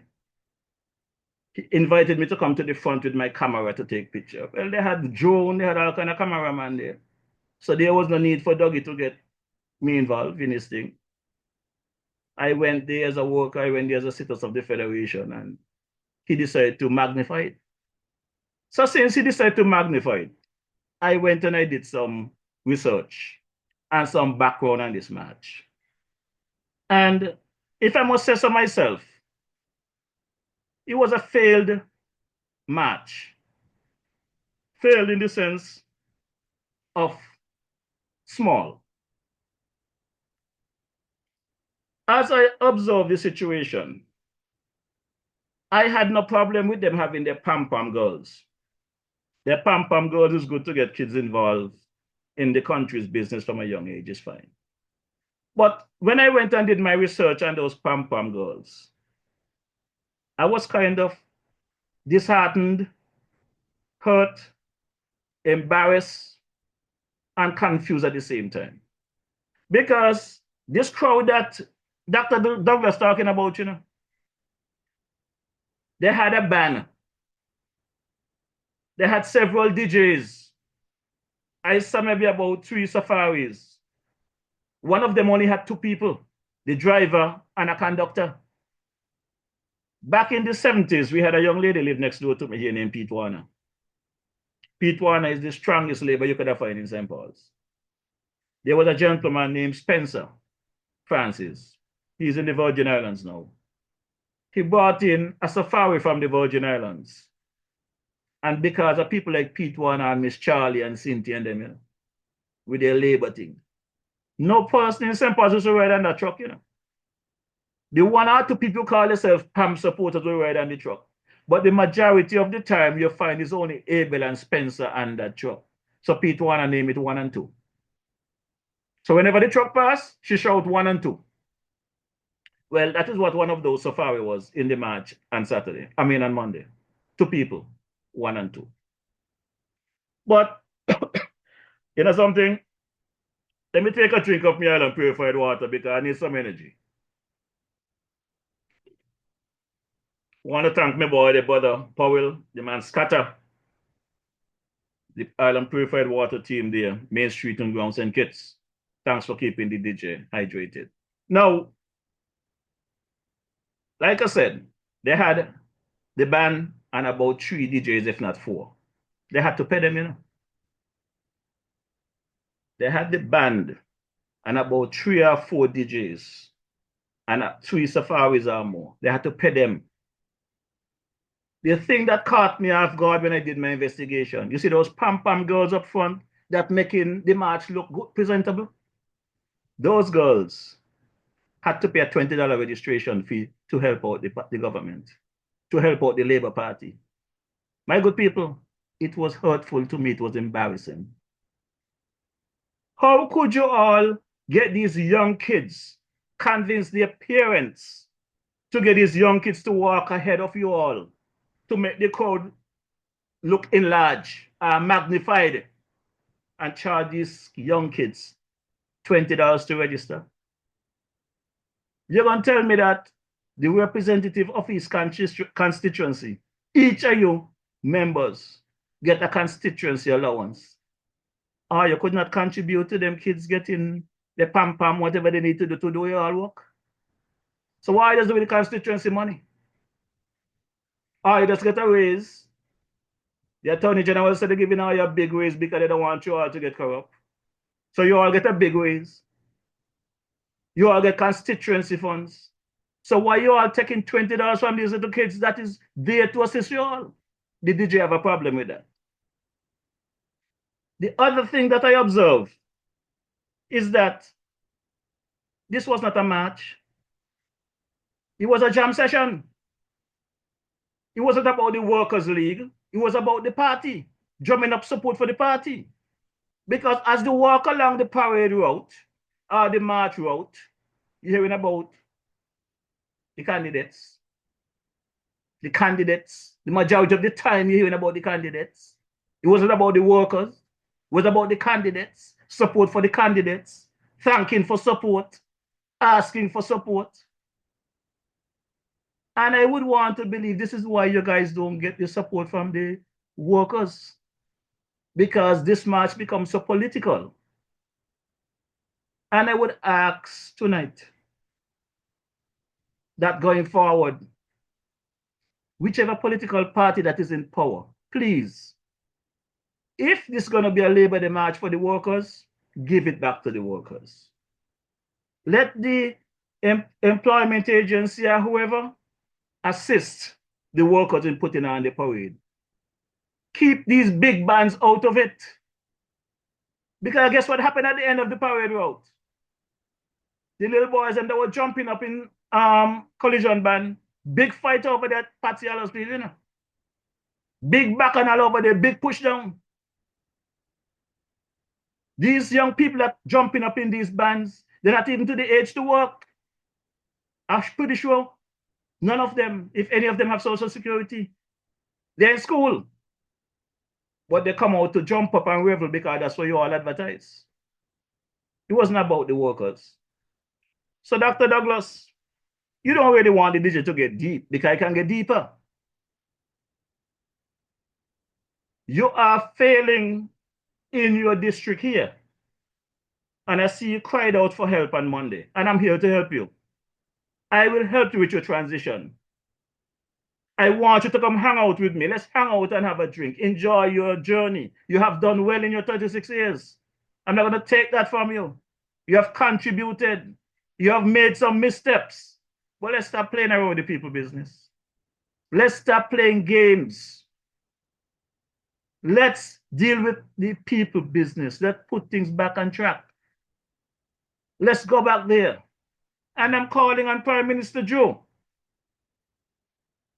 to cut out this grinning, laughing.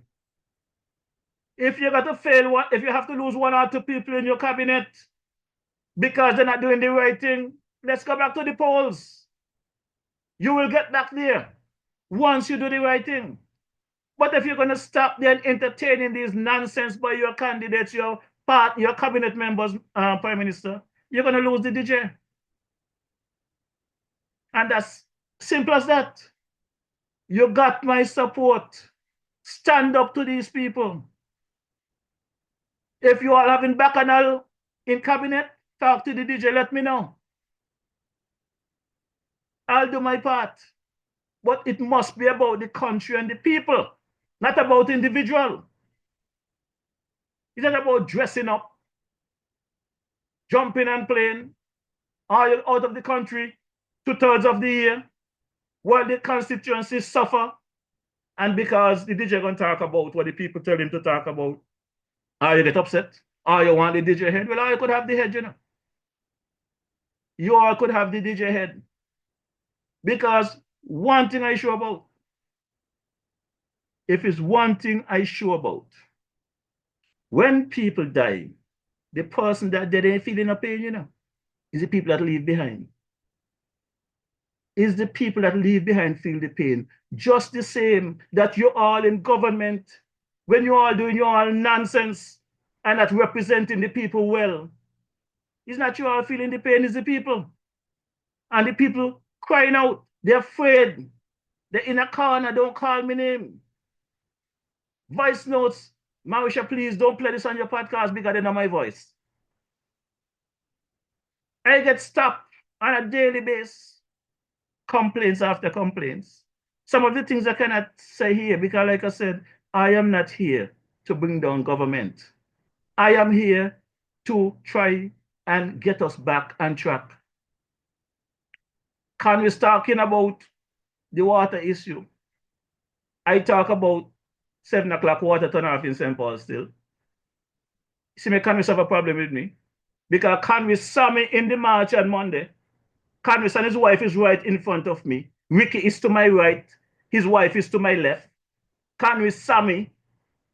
He pretend he ain't see me.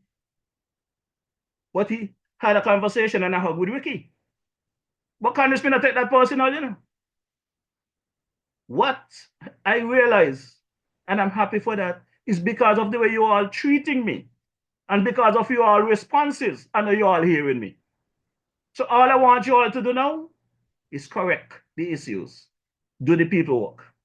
You don't have to talk to the DJ.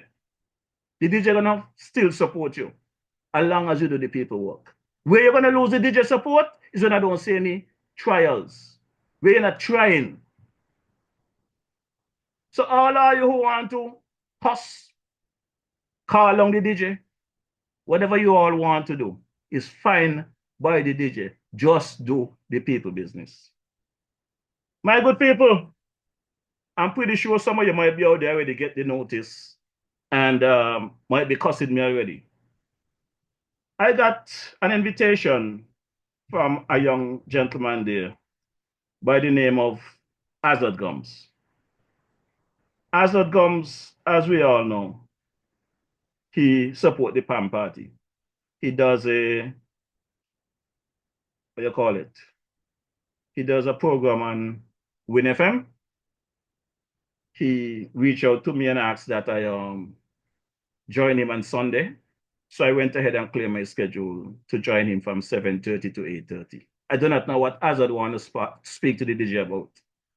But the DJ normally invite people to his podcast and expect them to come and do their thing. So what I expect people to do when I invite them, I expect to do the same when people invite me. So I will go and hear what Brother Hazard want to talk about. And whatever he wants to speak about, I'll engage him. The DJ is capable of representing himself. All the DJ going to speak is facts. I'm not going to be spinning nothing for Labour, or for PAM, or for Timothy, or for CCM, or for NRP.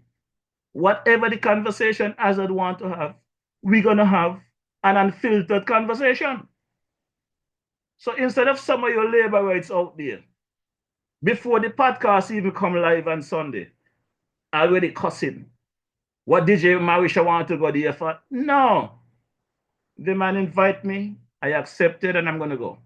And I encourage all of you who have the time to join in and listen to the conversation, because it's going to be a very interesting conversation with myself and brother Azad Gums. My good people, it's just about almost the bottom of the hour here at 7:25, and a lovely Wednesday evening here on May 7th. And I have been having a talk and doing my thing. Now,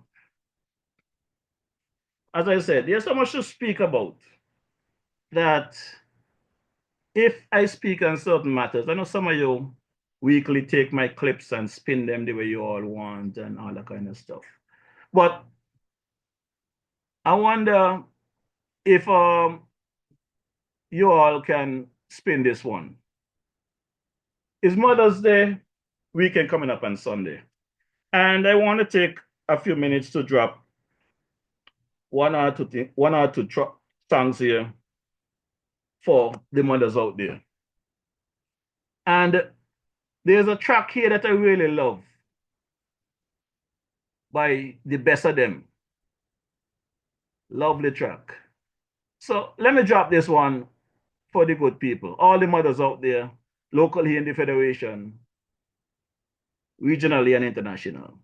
This track is from the best of them, your mother.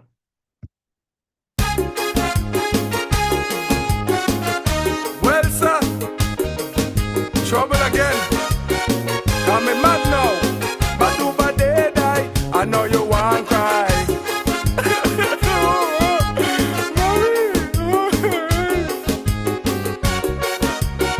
Crocodile tears. Thank you, Jesus, for my mama Daphne.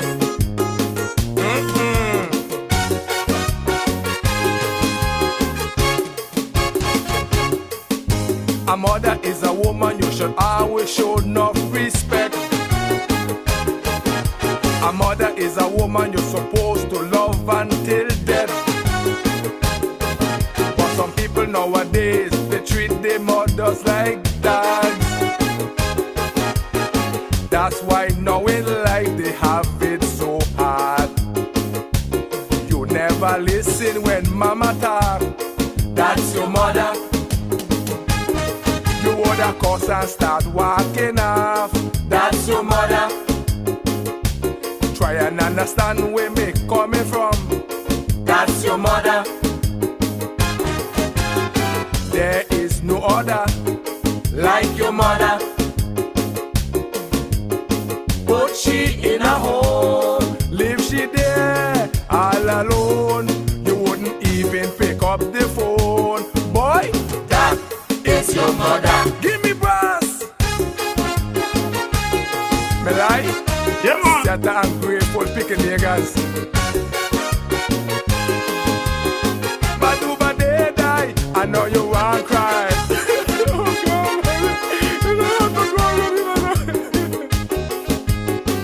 Don't play Jack. Crocodile tears out. Huh.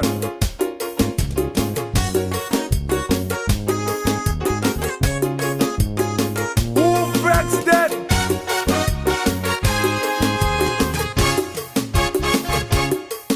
If it wasn't for your mother, you wouldn't be here today. Some of us don't know we father is two parents she had to play.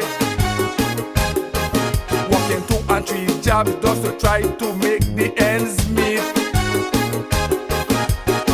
Making sure we all had something to eat. Now that your back is against the wall, that's your mother. First person you call, that's your mother. Following your friends and end up in jail, that's your mother. Who you call for bail, that's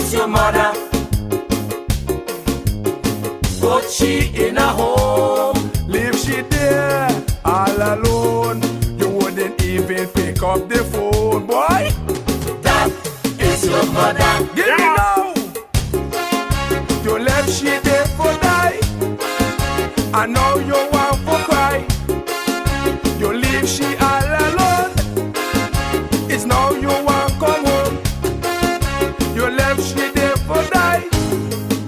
'Cause that is your mother, and respect your mother, 'cause there is no other. Yes, I them. Golden, Sito, Joey, Gail, Shugi, best of them, and Sergeant.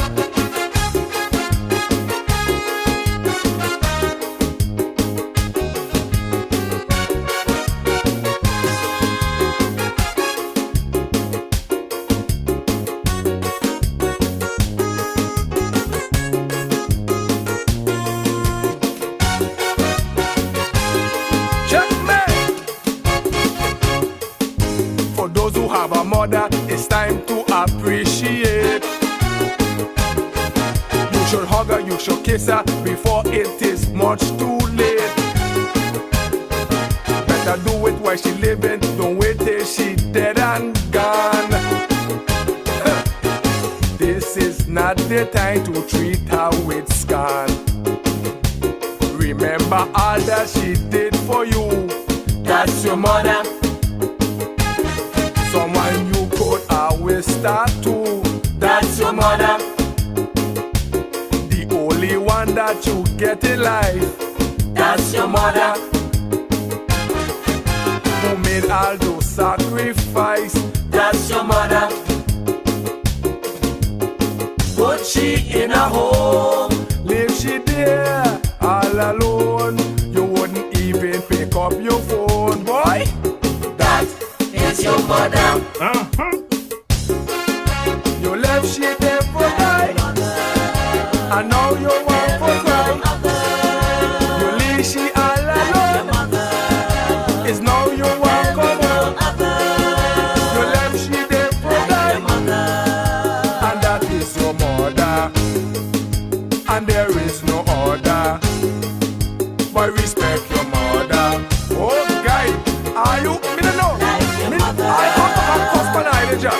The people tell me I am not from this woman, so she said, I in college. Oh, yeah, you have your big job and so now. Remember, I pick you, watch how you. Just why do I, woman? You do I the same son, Jack. Did you hear me? And there is no order. Why respect your mother?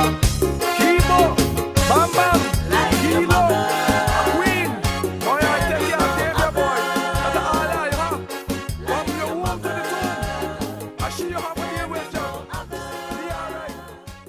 Alright. Yes, man, and that's the best of them telling you is your mother. You got to really love your mommy.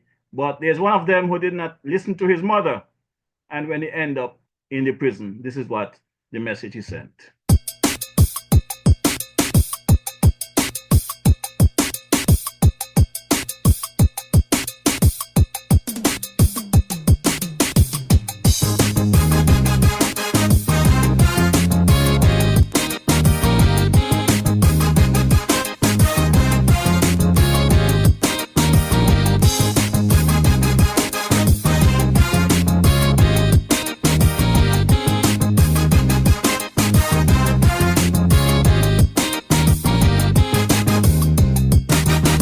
Mommy, this is your son Tony, writing you from death row.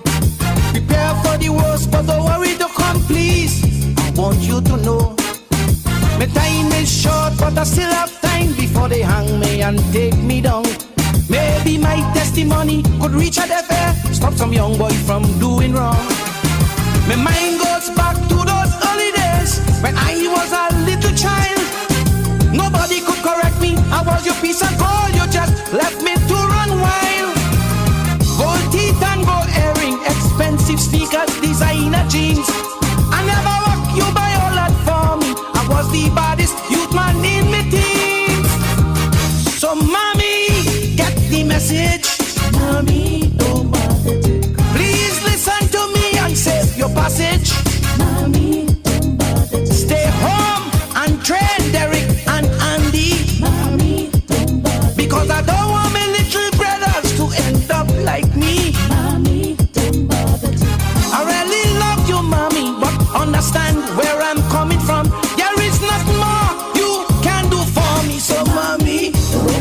to come. Don't bother to come, don't bother to come.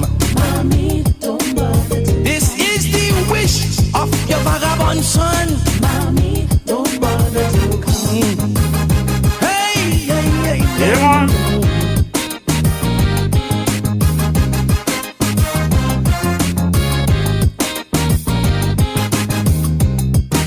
I woulda liked to play my father, but I never know me daddy. So my role models were the King brothers, Teddy Mice, most of all Dolce. But what a fool I was, only because I said them fellas brave and mighty. But it's not the same in prison, they tame, hiding behind the lawyer panty. It's now I appreciate what Miss Brown was trying to teach me in school. She cared enough to try to correct me. Oh God, I was such a fool. But you kill she with cuss, she when she like us. We give that teacher endless worry. Too late, I learned the lesson, but find she for me and tell she I'm sorry. Oh, prison make me realize, Mommy, don't bother. The negativity that you come to symbolize. Mommy, don't bother. To go my PTA meeting in school was your biggest regret. Mommy, don't bother. But then you can't miss a Buju Banton or Marshall concert. Mommy, don't bother. I really love you, Mommy, but you helped create what I have become. Light a candle, say a prayer for me, but Mommy, don't bother to come, don't bother to come, don't bother to come. Mommy, don't bother to come. This is the last wish of your ragamuffin son. Mommy, don't bother. Hey, oh, oh.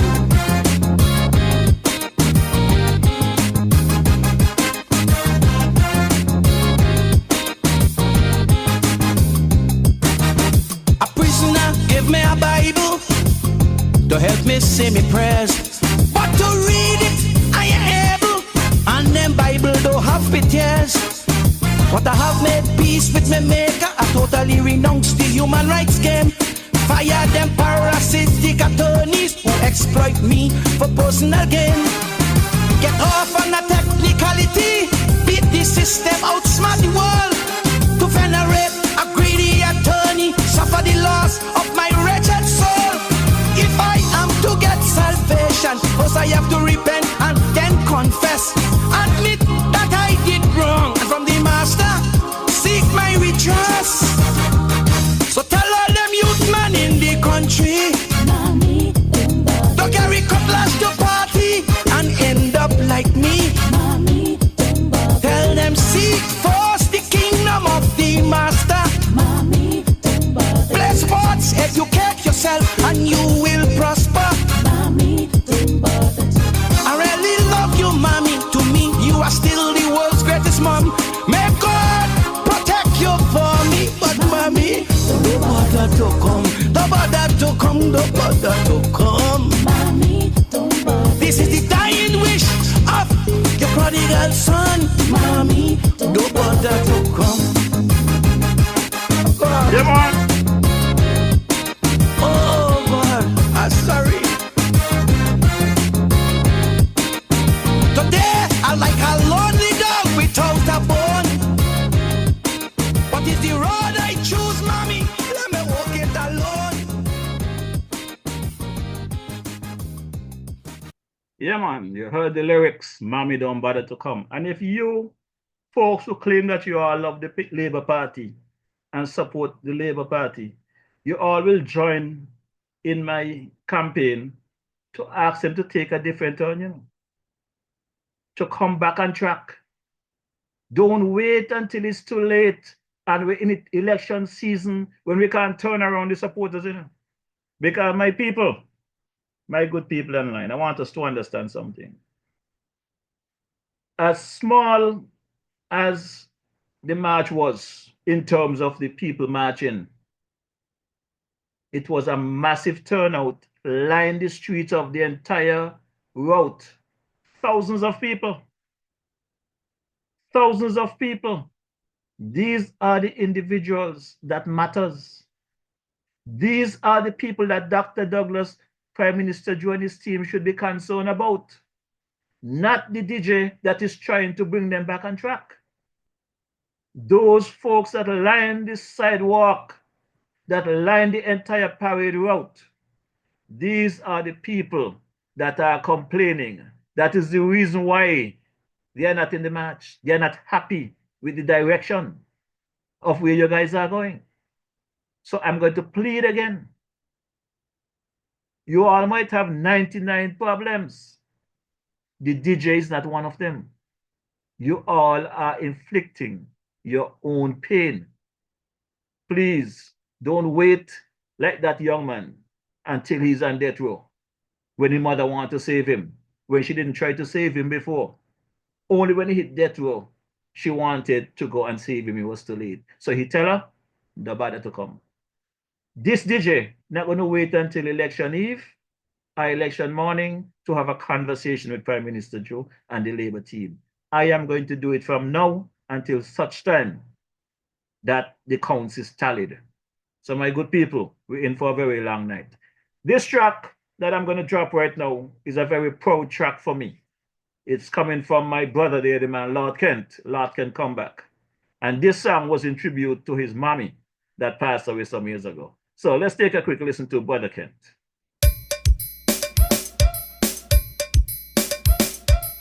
I dedicate this song to our mother.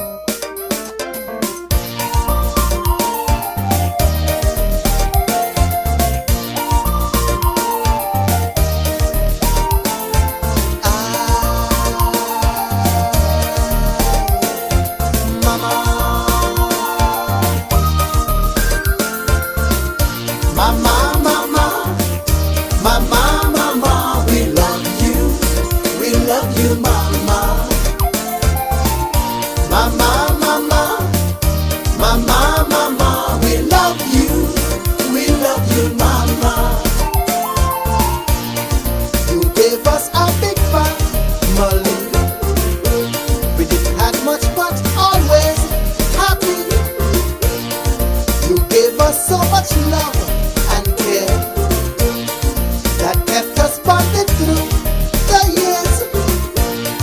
And even as we grow, you never lost your tone. You kept us all in check with discipline and respect. Mama, mama, mama, mama, we love you, mama. Mama, mama, mama, mama, we love you, mama. You taught us to do right from wrong. You taught us to be always strong. You brought us up without a dad. You're the best mama that one could have. We watch you day by day as you fade away, knowing that for sure you're knocking on heaven's door. Mama, mama, mama, mama, we love you, mama. Mama, mama, mama, mama, we love you, mama. Mama, mama, mama, mama, we love you, mama.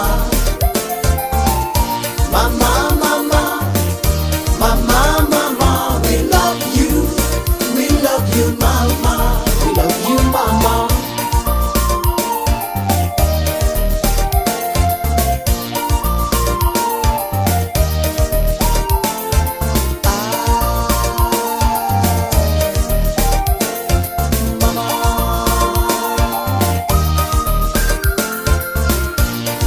You taught us to love each other. You taught us to love our neighbor. You taught us to have faith in God and to believe in His holy words. And now your time has come. We dedicate this song, knowing by God's grace you are resting in peace. Mama, mama, mama, mama, we love you, mama. Mama, mama, mama, mama, we love you, mama. Mama, mama, mama, mama, we love you. We love you, mama. Mama, mama, mama, mama, we love you. We love you, mama. We love you, mama.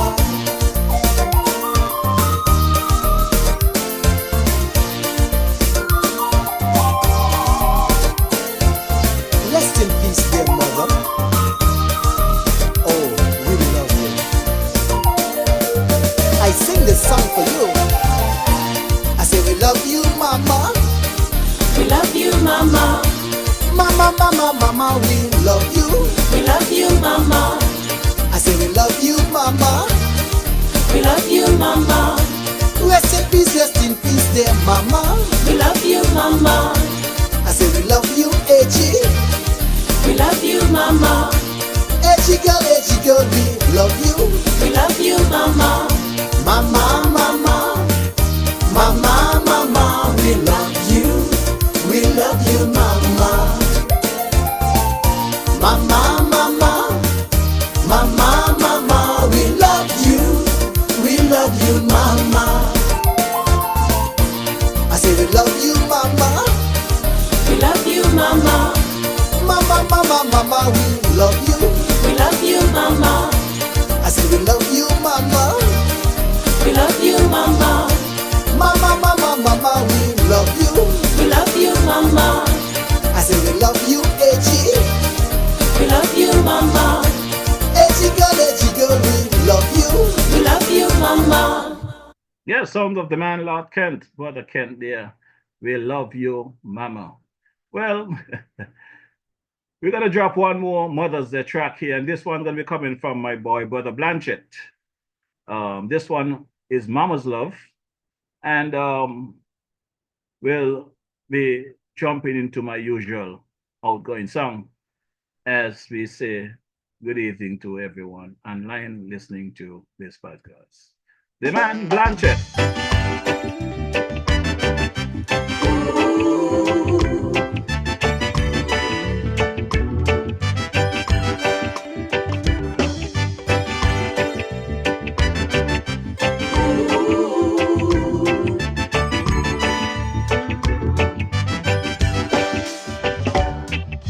When I was young, life wasn't easy. Mama worked hard for her family. 1 job, 2 jobs, 3 jobs, 4. Got no rest cause we were poor. Loved the children, sacrificed. Denied herself the good things in life. Never worried, she never fussed. In the Almighty she put her trust. Dear Mama, this song's for you. Dear Mama, your love's so true. Love's so true. That's why I'm telling you today, I love you in so many ways. You placed a diamond in my heart with all your love right from the start. Cannot forget my mama's love. It's so pure, a blessing from above. Your love, sweet love. Friends will come and friends will go, but mama's love will stay with you. When your world turns upside down, mama's love will keep you sound. I thank God for a mother like you. When I'm down, you make me brand new. No other person in this world deserve happiness, praise untold. Dear Mama, this song's for you. Dear Mama, your love's so true. Love's so true. That's why I'm telling you today, I love you in so many ways.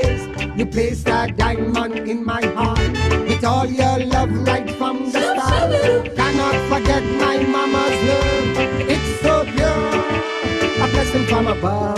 Your love, sweet love.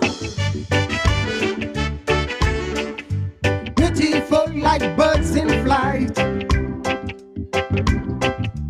Supernatural dynamite. Soaring high on wings of love. You're an angel sent from above. Then your final day has come. Thank you, good and faithful servant. Fill with the words of the Most High. As we sing final lullabies. Dear Mama, this song's for you. Dear Mama, your love's so true. Love so true. That's why I'm telling you today, I love you in so many ways. You placed a diamond in my heart with all your love right from the start. Cannot forget my mama's love. It's so pure, a blessing from above. Your love, sweet love. It's so pure, a blessing from above. Your love, sweet love. It's so pure, a blessing from above. Yes, my good people, ain't nothing better than mother's love. Unfortunately, my mother left me at the age of 52. So for those of you with mothers out there, appreciate them and show love for them. I want to take this opportunity one more time to say happy Mother's Day when it comes to each and every one of your online viewers, regionally, international, and more so here in our beloved Federation of St. Kitts and Nevis. My good people, just about 8 minutes before the 8 o'clock hour, I'm going to drop the unofficial anthem of St. Kitts Nevis. The late, great, the King Ira did something like this. It called, "Would you stand by and see your country dying and never let a helping hand?" Arise, my people. DJ Maurice is asking you to arise.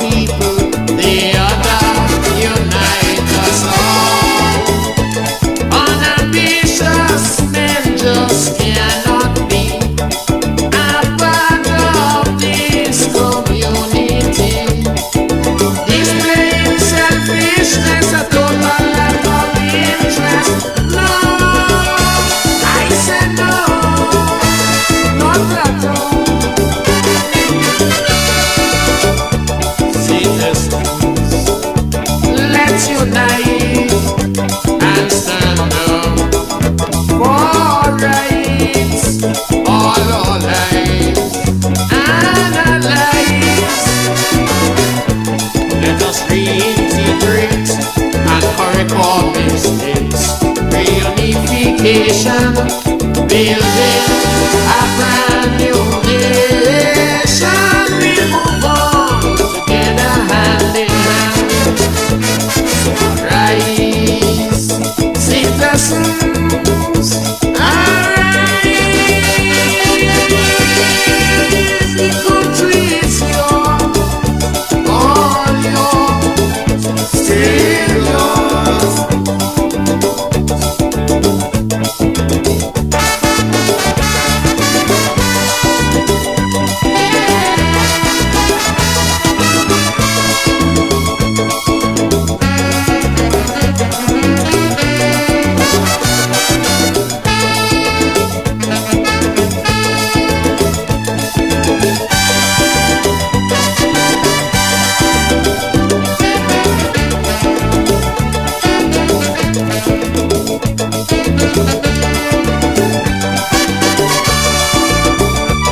Can your conscience be clear?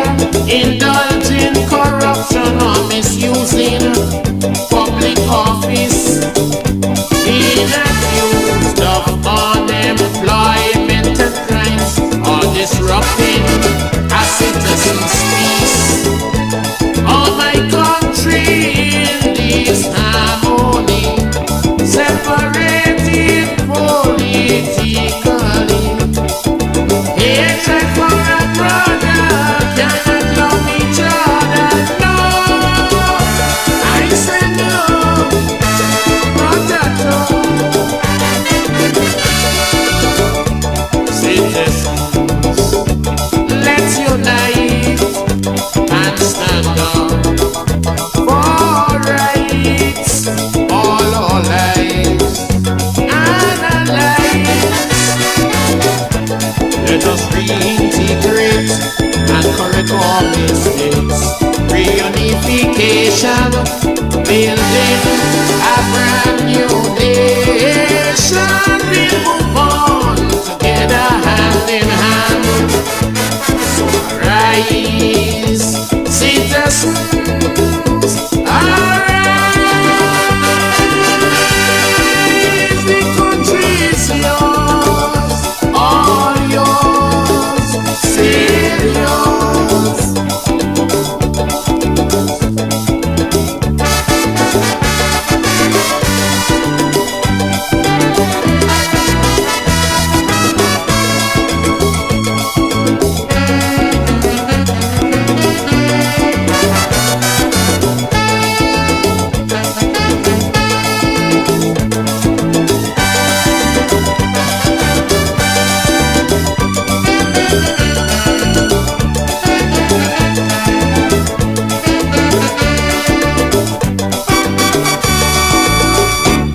Yes, my good people. And it's exactly 8 p.m. I'm getting better at this thing. It's 8 p.m., my good people. It was nice chatting with you guys this evening. Look forward to next Wednesday where we continue this conversation. It will be a continuation of this podcast next Wednesday, starting at the usual time, 6 to 8 p.m.